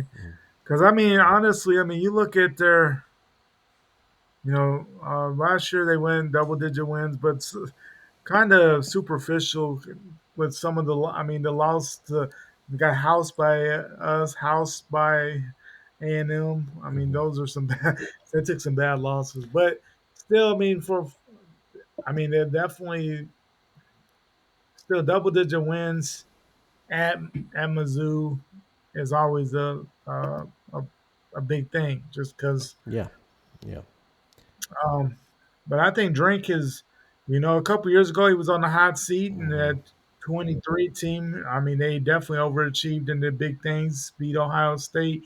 I think they fell off a little bit last year. I mean, obviously they had a lot of hype going into the season. I thought the offense was a lot more stagnant than what I thought it would be, but I think that also has to do with their QB health. yeah. And then this year, they have a quarterback that obviously has potential. But we don't know about this guy. I mean, he was the biggest thing about him is the people were so up in arms that he was leaving before the playoff last year. Yeah. That's the most that we really know about the guy. Yeah.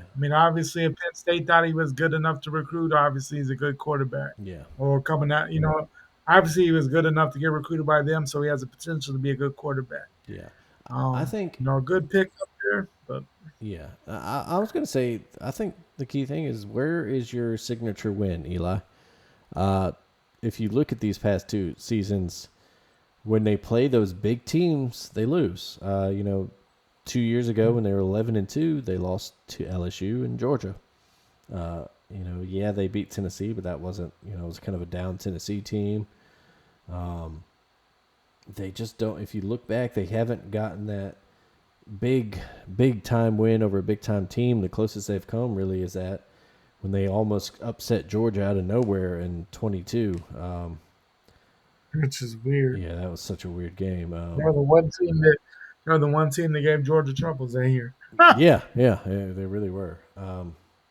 So he needs to win one of those big games. He's got to pull an upset over someone. Where does it come? Does it A&M? Do you go into Norman and beat Oklahoma in that old, Big 8 rivalry? They did beat them last year at home, but bad OU. Yeah, where's your big win? I think that is the key for Missouri this year. I think but I think we're in agreement that they probably take a step back this year. set back a little bit, but Mm-hmm.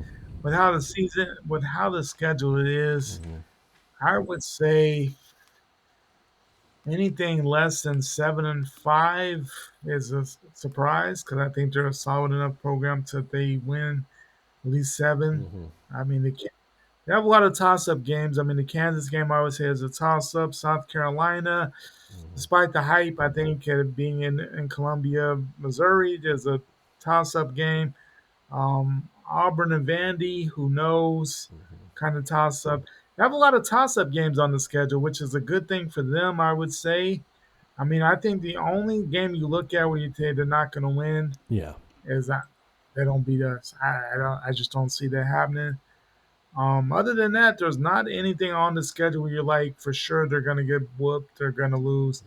I mean, you would probably say to lose to South Carolina, but who knows? You know, we'll know more about teams by then. But being that they're at home, um, and when that Columbia, Missouri is a weird spot. Mm-hmm. Not the biggest stadium, but they get loud when things are going well. So Yeah. we'll see.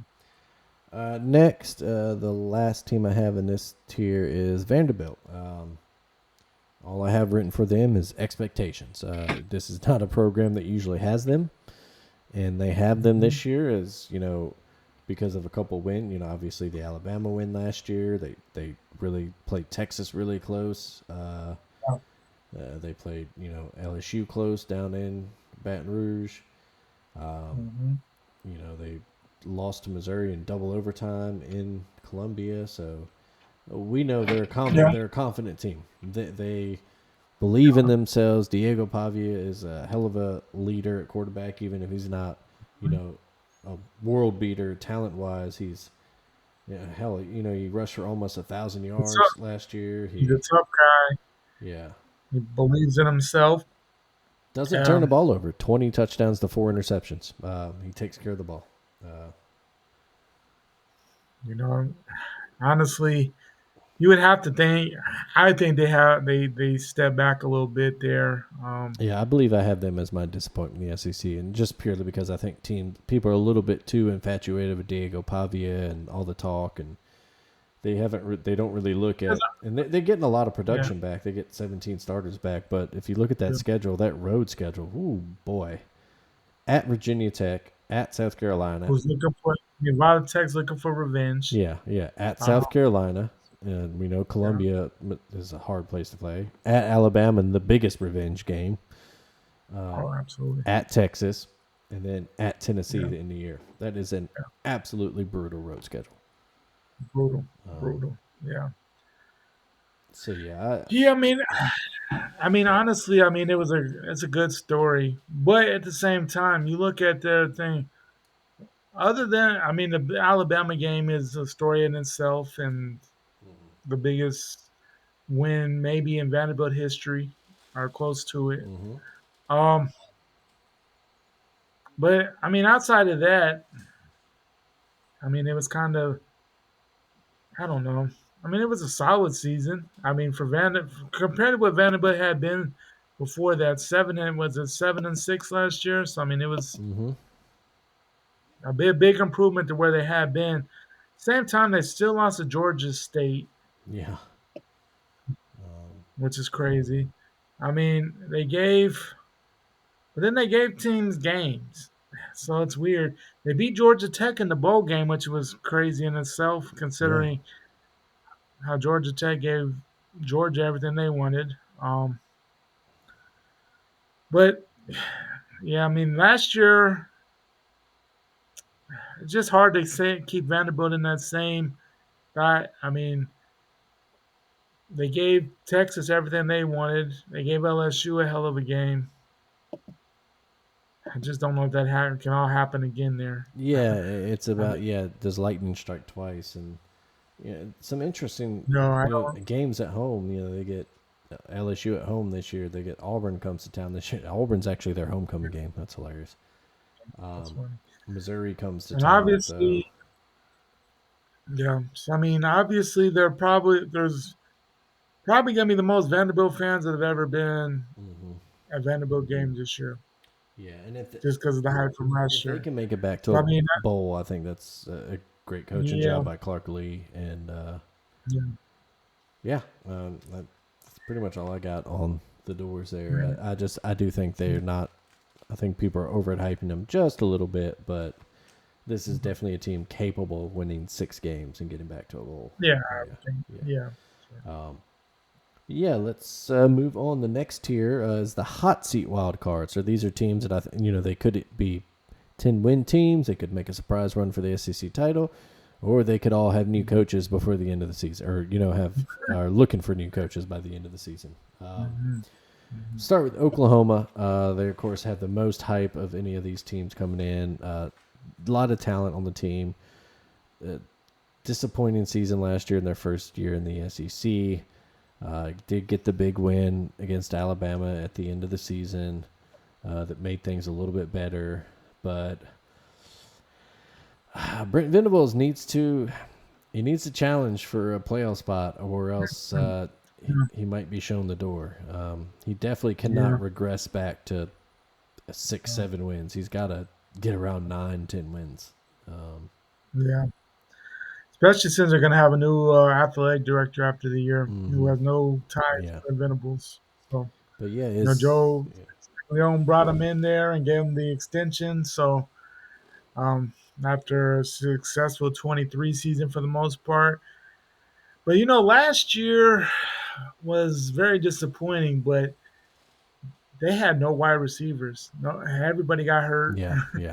Nobody could stay healthy. I mean, it was weird in itself because Jackson Arnold had so much hype. So much hype that since you're a guy that may have stayed in Norman, had there not been that much hype, they had never went to Eugene. Interesting enough. Yeah. And now, so I mean, who knows how that does if either Jackson Arnold lives up to the hype or if they don't make that. If Dylan Gabriel hangs around, yeah. Yeah. Because they had a very successful 23 year. I really like OU this year. I think John Mateer was epic last year. He has a chance to be even more epic this year. Yeah, he's your Heisman pick this year, isn't he? That's my Heisman pick. I really like the setup. I like that they brought his offensive coordinator with them. So even though it's a new place, similar offense, it's not like he's coming into somewhere where they don't know how to use him. They brought Ben Arbuckle with them, which is huge. But yeah, they have to win games. I think anything less than 8-4, and Brent Venables is out the door. Honestly. Yeah, I think an 8-4 season is probably disappointing for them. Granted, you look at that schedule. There's some. It's not the hardest schedule in the world, but they do. The back half includes. The back half includes trips to South Carolina, Tennessee, and Alabama. You end your season with LSU. Of course, you got Red River. You get Ole Miss. You play seven ranked preseason opponents for whatever that's worth. But that's a lot. That week 2 game against Michigan. It is in Norman. So that you gotta win there. Yeah, have to win that. Yeah, that'll be an interesting one. That's a big one, and I agree. I think you got to win that if you're a title contender, if you're an SEC contender, you got to win that game not only for the program but your own confidence and that you can win that type of ball game. Yeah, but I mean, I'm with you. Last year go ahead. We saw the hype. That Tennessee game had a lot of hype. Ooh, yeah. And Norman was going crazy, and they just got punched in the mouth. Yeah, it was just a very... Absolutely. Josh Heupel returned and punched in the mouth. Now, this year, it's going to be hyped again. Primetime game. A big program in Michigan coming to Norman. I mean, I don't know if Michigan and OU hardly ever play. So, I mean, it's going to be huge. It's going to be a great atmosphere. This year, you got to win that game. You got to win that game. Got to. Yeah, that's... Not only the fans are going to be going crazy if they lose that game. Yeah, it's 2 of the sports blue bloods right there. It's should be a really great one. Week 2, definitely probably the premier game of week 2. Yeah. You got to win that one. Of course, you beat Temple. Mhm. Auburn comes to town. And man, they're another team you just don't know about. Auburn could be good. They could be absolutely trash. But it's not a team you should lose to at home. I don't think, especially with all But the that's expectations you have. right. I'm with you that I think Mateer and that offense really improves. I think they jump way up this year. I think Jaden Ott, getting him at running back, if he can stay healthy, That's huge. that's a big. Because 2 years ago at Cal, he was epic. Yeah, he was, and he's like First he's like last the year. receiver from last year. The good news there is that they have a pretty stacked running back room. So even if he's not Right. on the field all the time, they can. Yeah.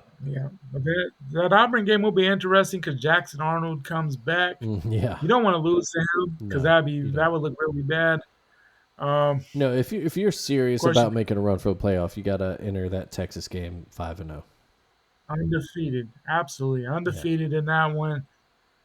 At that point, you're going crazy because you think, man, we're. So I mean, no matter how that game goes, I mean, you want to be competitive in that game for sure. You absolutely housed last year. You got to be competitive in that game, but yeah, you got to go into that one undefeated. But then after that, I mean, it's not fun.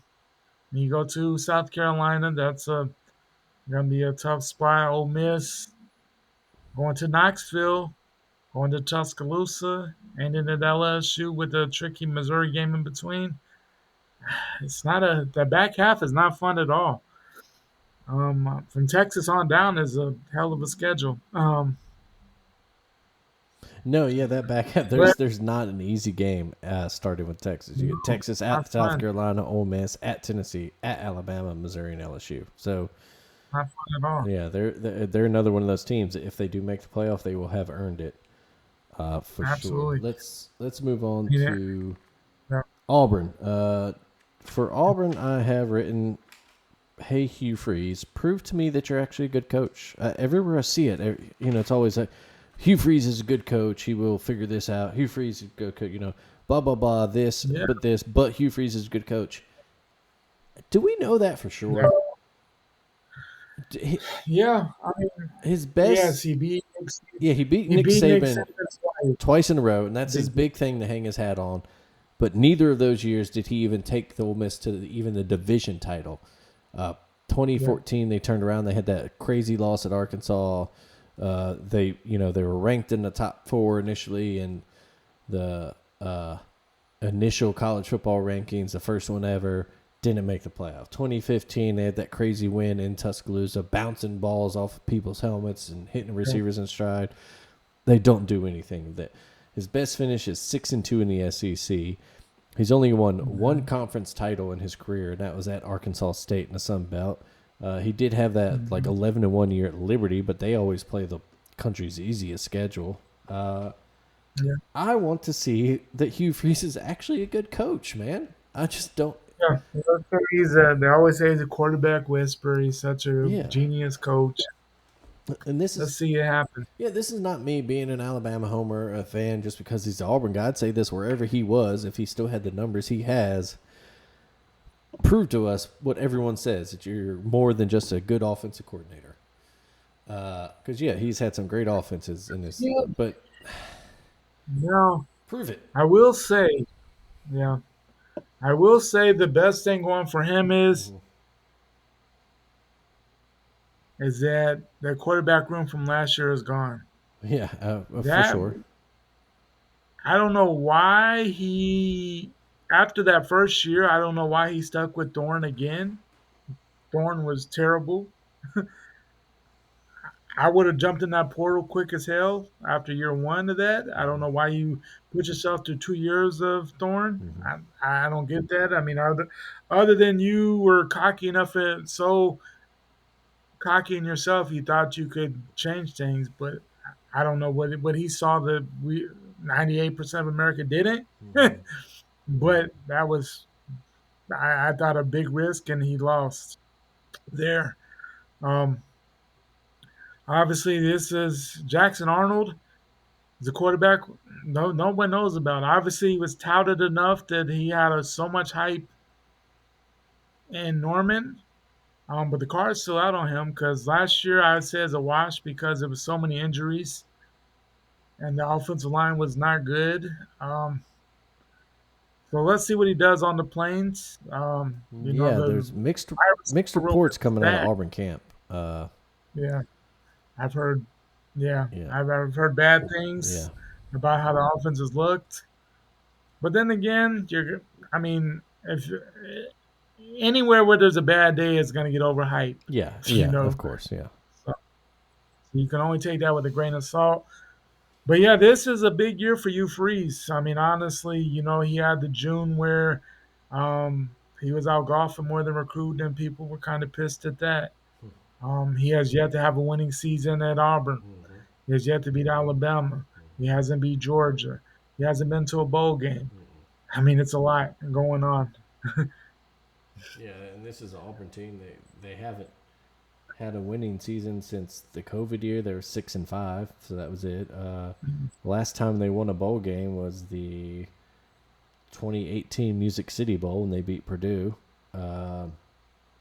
Yeah, This is a program that's one of the roughest stretches in their program history. A lot of people questioning, wait, did we do the right thing by getting rid of Gus Malzahn? I'd say no. I don't know why they did that. Maybe it was just time, but yeah, this is a team that we will know exactly where they stand after September, because either we will be like, okay, Hugh Freeze is a good coach and the talent on this team has finally come through, or Auburn will already be without a head coach and a lot of people will be hoping that they call Cadillac up or something. Because they start at Baylor coming up on Friday. That's a hell of a way to start the season. it is. Then they get Ball State, South Alabama home. Okay, 2 wins there. And then you go at Oklahoma and at Texas A&M. Ooh, so Yeah, by the time, before Georgia. yeah, they get a bye after that, and by the time they play Georgia, they get them at home on October 11th. We will know what we're dealing with the Auburn Tigers.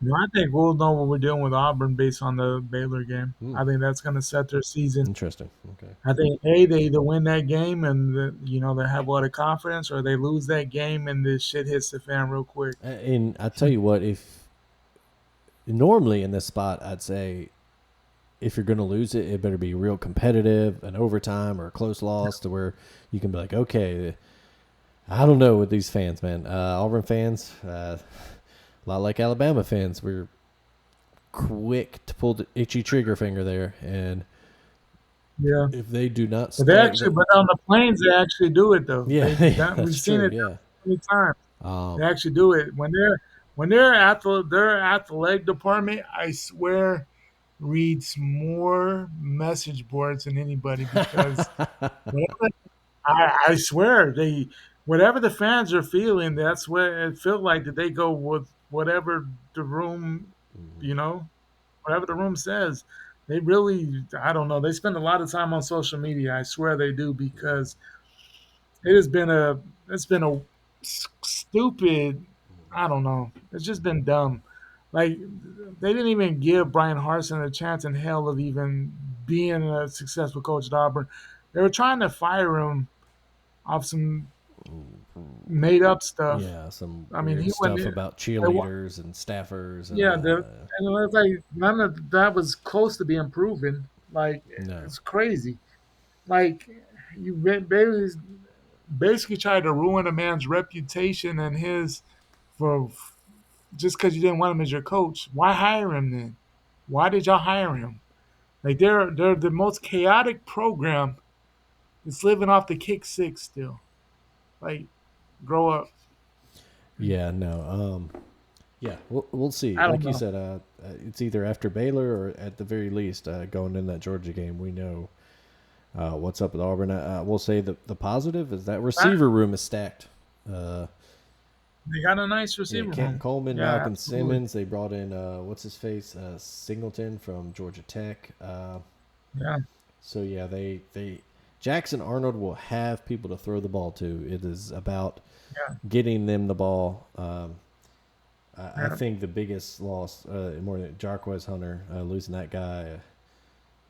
The guy that, even though he ran for 1,200 yards, was still, to me, underutilized. There were just games when they just would not use him, and I just did not understand it. But yeah, so we shall see. The last I team. think you have to go ahead. go. I'm sorry. You have to go into that Georgia game max one. I would say one loss to really If you want to get the live up to the fans like. hype, yeah, because if you got, even if, say, you lose, I don't know, Baylor and then at Oklahoma,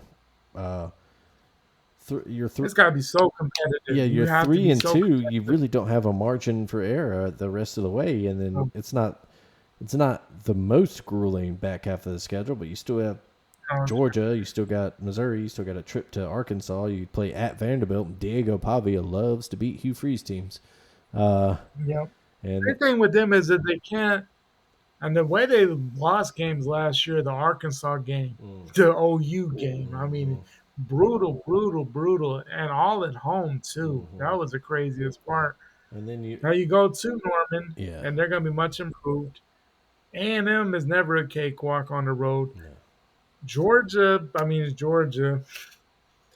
I mean, you got the Iron Bowl. They've lost 5 straight Iron Bowls. Last year, the score is flattering to them because Alabama had 4 turnovers and still won the game by 2 scores. That could have easily been a 56-14 game instead of 28. absolutely.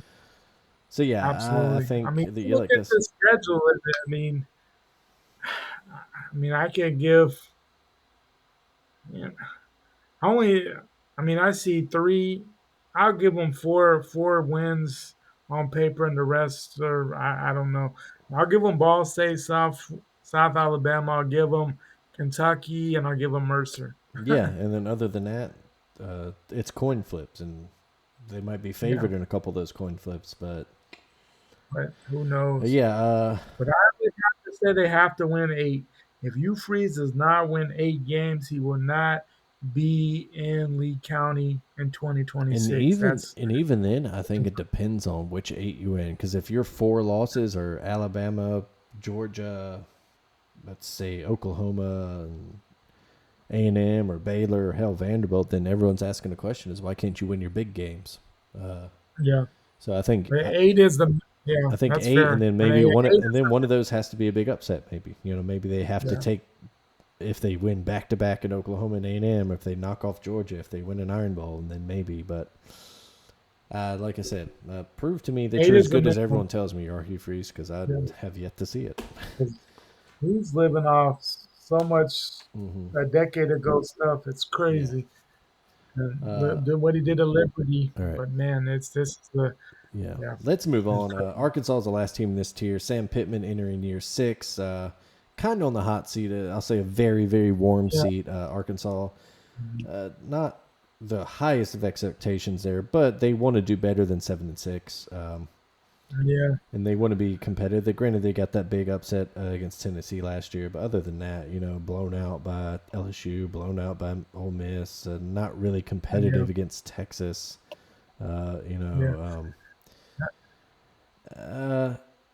If there's a positive this year, Green is a really good quarterback.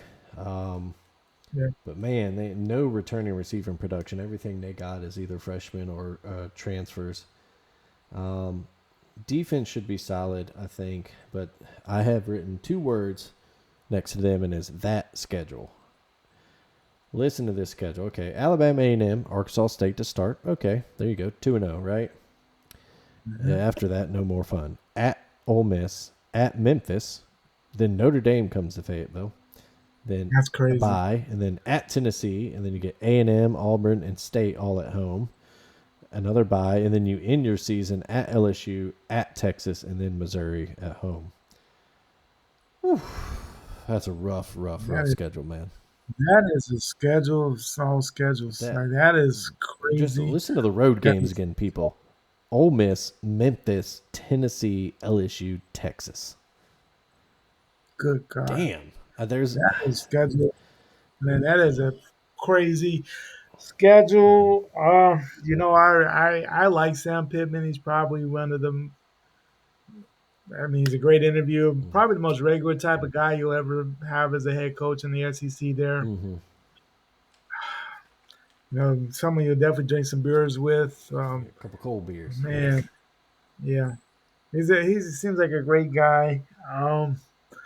You know, maybe they overachieved last year. I mean, obviously it saved his job there. Mm-hmm. But yeah, like you said, they were not competitive in the games that they have to be competitive in. I mean, they got housed by LSU. Mm-hmm. They got housed by Ole Miss. They weren't competitive against Texas. I mean, that's gonna kill your time, especially Texas and LSU. Mm-hmm. I mean, two of their what they consider rivalry games. If the other teams don't, they definitely do. Um, I don't know. You know, obviously, they got the. Yeah, I mean, Green is gonna be good. Obviously, offensive coordinator, and that's the thing. You know, is he gonna take over as the head coach? Should things not go well for Sam Pittman this year? You know, is Bobby Petrino gonna get a second run there in Tuscaloosa? I mean, excuse me, in Fayetteville. I don't know.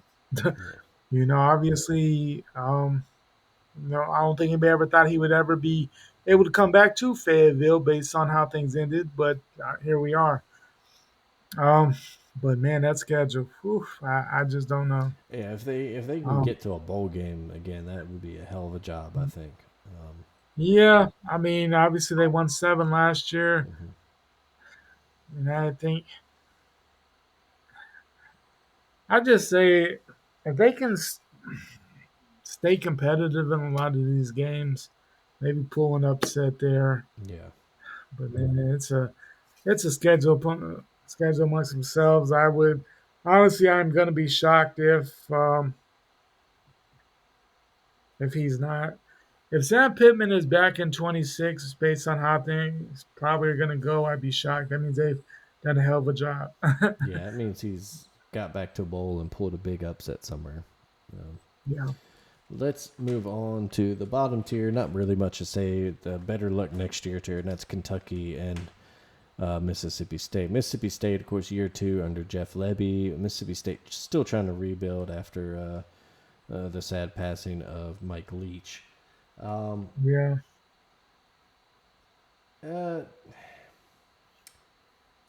They do get their quarterback back. Blake Shapen, who was the original starter, is back. Mm-hmm. I thought it was a bad loss of the quarterback that came in Van Buren. left for Yeah. Van Buren left for LSU. That was tough. You know, hopefully they're just I don't know better. I don't. Yeah, I I, think your hope as a State fan is just to see improvement on the field, even if it doesn't translate to wins. Yeah, you'd obviously love to not go 0-8 in the SEC. You'd love to sneak a win somewhere. I don't know where that comes because that's a tough SEC slate they have. Just the conference slate is Tennessee, at A&M, at Florida, Texas, at Arkansas, Georgia, at Missouri, and then the Egg Bowl. So, you know, maybe they can get 3 wins in September. They got at Southern Miss to start the year, and then Arizona State, Alcorn State, and Northern Illinois. So if they can win, hopefully you go into that Tennessee game 3-1. yeah. If you go into that 3-1, maybe you got some momentum built up, and then, like I said, if you're just competitive, you show improvement on the field, and somewhere you sneak a SEC win in there, I think. That does it for you. I think it's a good season. Up in Lexington. Oh, you got one more thing on State? No, you know, I kind of have a soft spot for State. I don't know. I've kind of always liked them. I just would like to see them turn it back around there. But it's a long road. It is. And yeah, I'm the same, you know, a little bit, you know, my wife's family grew up in, they're from Columbus, Mississippi, so that's about 20 minutes down the road from Starkville. We were actually in Starkville Friday night. We at the baseball stadium there, Duty Noble Field. We saw some banana ball. Nice. So that was a fun little crazy time. One of the nicest stadiums in the world. Oh man, that for a college stadium, man, that is a beautiful little complex. It's right there next to the Hump. the short distance. You can see the upper deck of Davis Wade over there. Yeah, just That's beautiful it campus is. there. But yeah, yeah. Like I said, up in Lexington, Kentucky, 4-8 last year. Big drop off from what they're used to in the Mark Stoops era as he enters year 13. I just don't really see where they improve much this year. Zach Calzada comes in as quarterback. Of course, transferring in from Incarnate Word is where he went after Auburn, and then of course before that A&M. Of course, he is the one that in 2021 was a quarterback when A&M upset Alabama.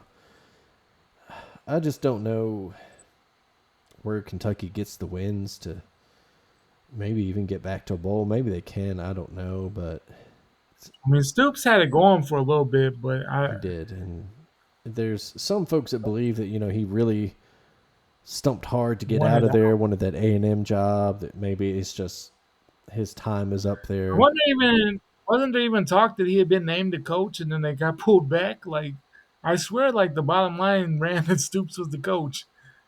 There's definitely some weird things around that whole job search and all that. He is, of course, the winningest And I know coach. some people thought he might even go to like North Carolina last year, or somewhere in the ACC. There was Yeah, something it's just about him always. I last year, mean, he's always a name that has come up in a lot of openings, and people, wonder if he can make and I get it. that big I leap. mean, Yeah, yeah, because what he's I mean, done at it's tough. Kentucky is amazing. Yeah. It's amazing, and no matter what you do, you're always going to be a basketball school. I Mm-hmm. mean, Mm-hmm. he's had the times where they were honestly a little better than the basketball program for a couple of years there Mm-hmm. towards the end of the Calipari tenure. But man, they fell off last year. Weirdly enough, they gave Georgia the best game ever. Don't know why. I still bothers me why they punted there. I don't get that. Yeah. Man, they had it. But anyway, yeah, the SEC schedule is not friendly. Um,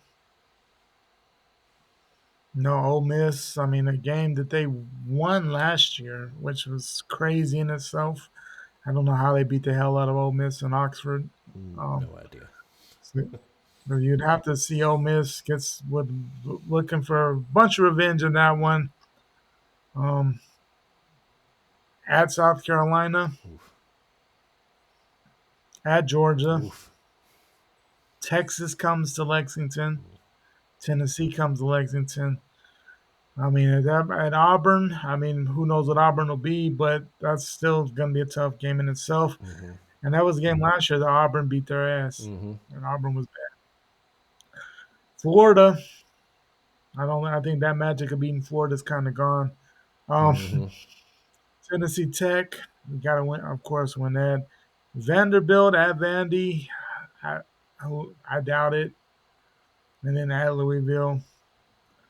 Louisville finally beat them last year. I would be shocked if Louisville doesn't beat them this year. Mm-hmm. Um, yeah, I don't know. I see 1, 2, 3 and a possible. Honestly, this is a tough schedule. It really Yeah, I is, see man. them. It's Maybe they don't even beat Toledo. I don't know if they beat Toledo. yeah. Toledo is Toledo may be the most team. talented team in the MAC, so who knows? Yeah, like I said, I just don't know where I see the wins getting them back to a bowl game, and I don't know if that means that they try to move on from Stoops, if they say it's time, or if they're just like, hey man, you're the best coach in the school's history. Yeah, it's one of those You, weird yeah. situations because obviously he's a winningest coach, Mm-hmm. but every now and again, words become stale after a little bit. Yeah. You kind of get that feeling you're kind of at that point, Mm-hmm. but where do you go from Stoops? That's the question. Exactly. Where do you go? Exactly. Where do you go that makes it better or refreshes the program? Who Mm-hmm. knows? It's gonna be a long season, and I think they'll be looking for basketball season very early in Lexington. Yeah, I agree. All right, that is our SEC preview, man. Real quick, some other notes. This week, the College Football Playoff announced that they will be adding strength of schedule as one of their core metrics or whatever. They didn't really come out and say how they'd be doing that, so that's interesting. I kind of wish we had a little more transparency there as to But what it they're was doing. big enough. Yeah. Yeah. What that means I mean, exactly. I wish we just, again, that's, I don't want the BCS back at all, but I do wish we still had some type of like BCS type rankings to where the committee could, they're not making their own rankings. The committee uses this as a tool, and then they go, to me, I would have the BCS rankings there for, helping with seeding and getting teams in, and then I would have the committee there like they are in basketball to look at them and then just put the eye test on it. Because, sometimes with these ranking systems, you might have two teams with identical records, and then one team is, say, 2 or 3 spots ahead, but the team in the lower spot actually beat the team. So that's when you have a committee come in and be like, well, hey, they won the head-to-head matchup, so they get the nod. But Absolutely. and then And obviously, big enough bump that big enough that the SEC was finally convinced to move to 9 games. So. Exactly, and that's what I was going to say. As a result, the SEC announced that they will officially move to 9 games. I think a decision everyone's happy with. Nick Saban called for it for years. Just it makes sense. So now we can start arguing about that. Now everybody can start arguing about who everyone's 3 protected opponents should be. We have I think a tweet out there from a couple years ago when this Texas and Oklahoma first were announced that they were coming, and then we talked about the 9-game schedule where we tried to make up our own protected opponents for everyone. I think we did a decent job, but if you ask me, Alabama should be Auburn, Tennessee, and Mississippi State. Yeah, Auburn and I Tennessee agree. are self-explanatory. Mississippi State, we played them more times than anyone not beside Tennessee, and Any other they're 82. It's the SEC? closest to SEC schools. There's no reason they shouldn't play every year. Right. And I mean, I get it that the LSU thing, because since Saban came to Tuscaloosa, it's turned into a big thing. Had some classic games, yada yada. I mean, I get it. That's the way it goes. But if you look at it, based upon what we have right now, the protected games is not equal across the SEC Exactly. at all. If you look at these lists, and that I think that's why even more important that Mississippi State should be a third, because if Alabama gets, I know it's probably going to be LSU because they're going to do it for the TV ratings and the viewers, blah blah blah. I mean, that makes But it's so dumb because it's not competitively balanced, and that's bullshit. Yeah.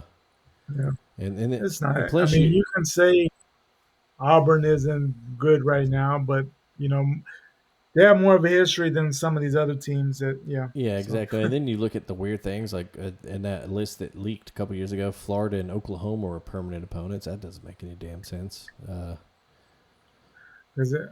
Personally, I think Florida.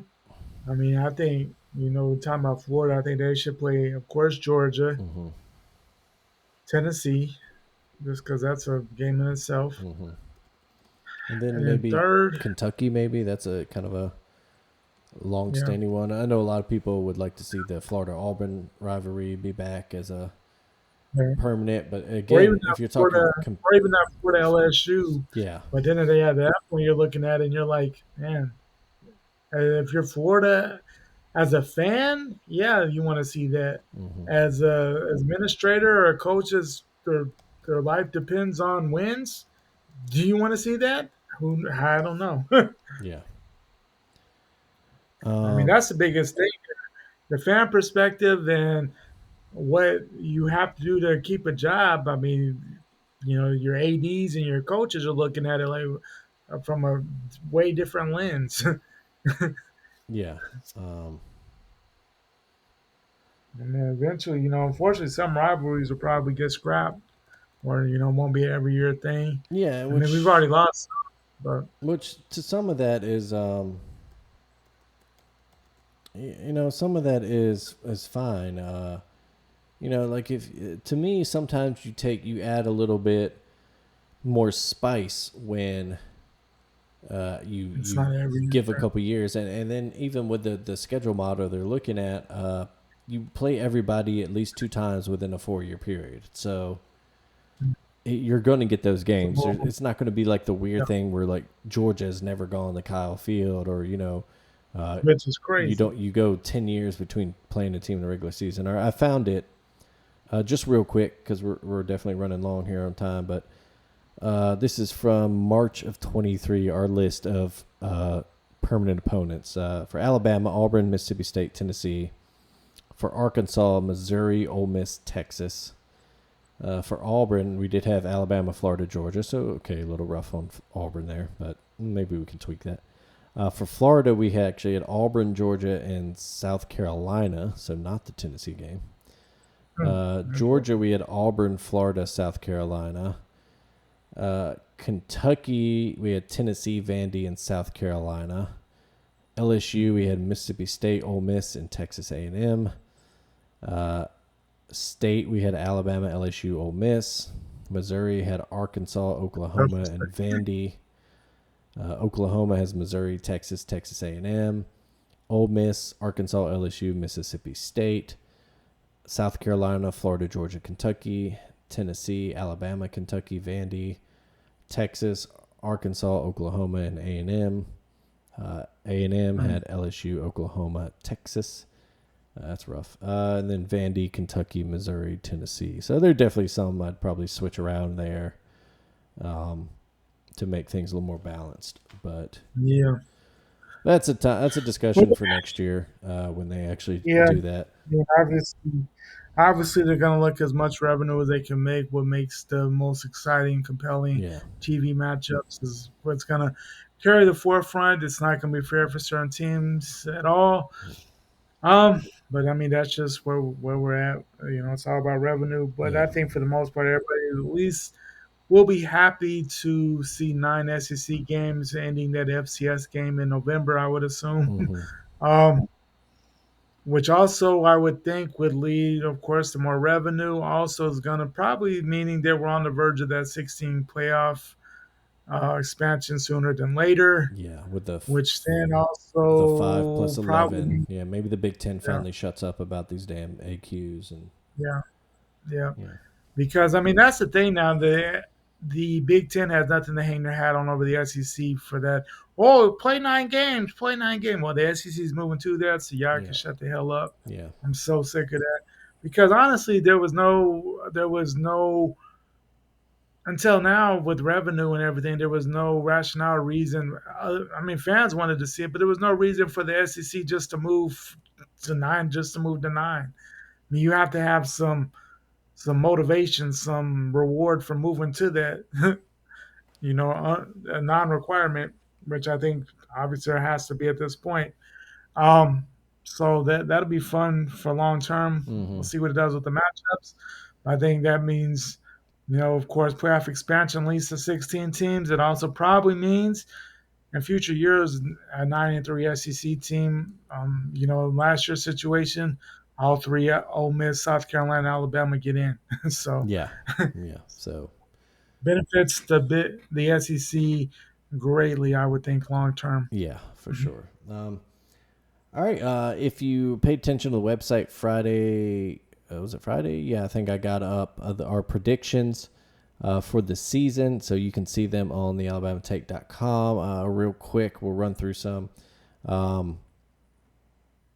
Look, the big ones, you have Alabama winning the national title. I have Notre Dame just because I didn't want to curse Alabama. I do think Notre Dame will have a really good defense, a really strong running game this year. So by the time that the end of the season rolls around, their quarterback situation should be evened out. You have John Mateer, your Heisman winner. I have Jeremiah Love, Notre Dame's running back. Some other, let's see, just real quick running down. In the American, I have Tulane winning. You have Memphis. We both have Clemson as our ACC champ. You have Ohio State winning the Big Ten. I got Penn State. You got Kansas State as your Big 12 champ. I got Arizona State. We both got Liberty winning the Conference USA. In the MAC, you have Toledo. I have Buffalo. In the Mountain West, I have Boise State. You have UNLV. We both have the Tide taking the SEC, and we both have James Madison winning the Sun Belt.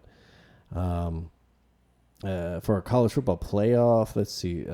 You have LSU as your surprise, Penn State as your disappointment, I have Baylor as my surprise team and Georgia as my disappointment. I do think there's a world where if that offense doesn't gel, they could actually miss the playoff this year, even if it's just like a 9-3 record. They just, like Alabama last year, don't get in. I just have Penn State is my disappointment because anything less than national championship, I think, is considered a disappointment this year. Yeah, no, and that's perfect. It's kind of like your Texas Tech being your Big 12 disappointment. It's just because there's so much hype around them that even like if they don't win the Big 12 this year, at least make the title game, then it might be a disappointment. Right. And some of it is like that, you know.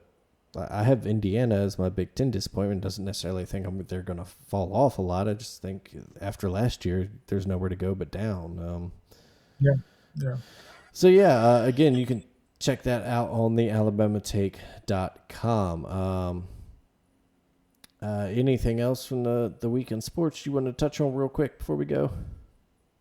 You know, there might be, but we've gone long, and Yeah. my brain's out of power. Yeah, So time to get to bed. All All right, let's see real quick. Just handling business. Again, our pick'em groups are fired up on ESPN.com. You can go. The Alabama Take group is our confidence point group. The Taken on Sports group is your picks against the spread. Of course, get your name in there. Sign up for those groups before next Saturday. You can win yourself some Alabama Taken on Sports swag. Like I said, check out our predictions on the AlabamaTake.com. If you want to find out some of our other preview episodes, just look through our feed. Like I said, we've done all the major conferences in a group of 5 preview episode. Look up next this coming Friday, the return of our bets column. What did we call that column last year? Like taking bets, maybe, I can't remember. It'll be me, Greg, Blaine, and Mallory. We all pick against the spread. We pick 3 college games and then an NFL game once that season starts, just against the spread.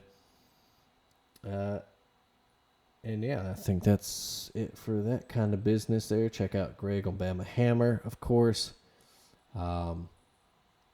And then, of course, the usual, check out the AlabamaTake.com. That's where you can find all of our podcasts there in the Alabama Take family.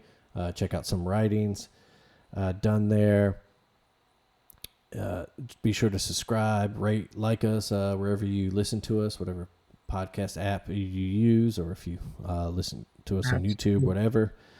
Tell your friends about us. Tell your rich friends about us. If you're a business who want to sponsor us, holler at us. Follow us on the socials, just at Taking on Sports on Instagram, Blue Sky, Threads, Twitter. Keep it done up real good yourselves out there. Everybody just hit your knees and give thanks. It is the most wonderful time of year. It is college football season again. Next weekend, if you remember last year, folks, I was out of state for Labor Day and the first weekend. I will be again. I won't be working again this year, so there's a chance I will be able to record next Sunday night. I, of course, will keep you updated on that, Greg. So maybe a show next week, or maybe it's like last year where we just come in a couple weeks from now and have 2 weeks of college football to talk about. Then we'll have college football, the NFL. NFL, yeah, we'll be in the thick of it. Yeah. But yeah, of course, I'll keep everybody updated on my status there. Either way it goes, we'll have a lot to talk about. Yeah, that's true. Way. Either way, we will have a lot to talk about. Other than that, like I said, keep it done up real good yourselves out there, folks. It is time for Greg and I to take our old asses to bed. All right, buddy. I'll see you. Yes, sir.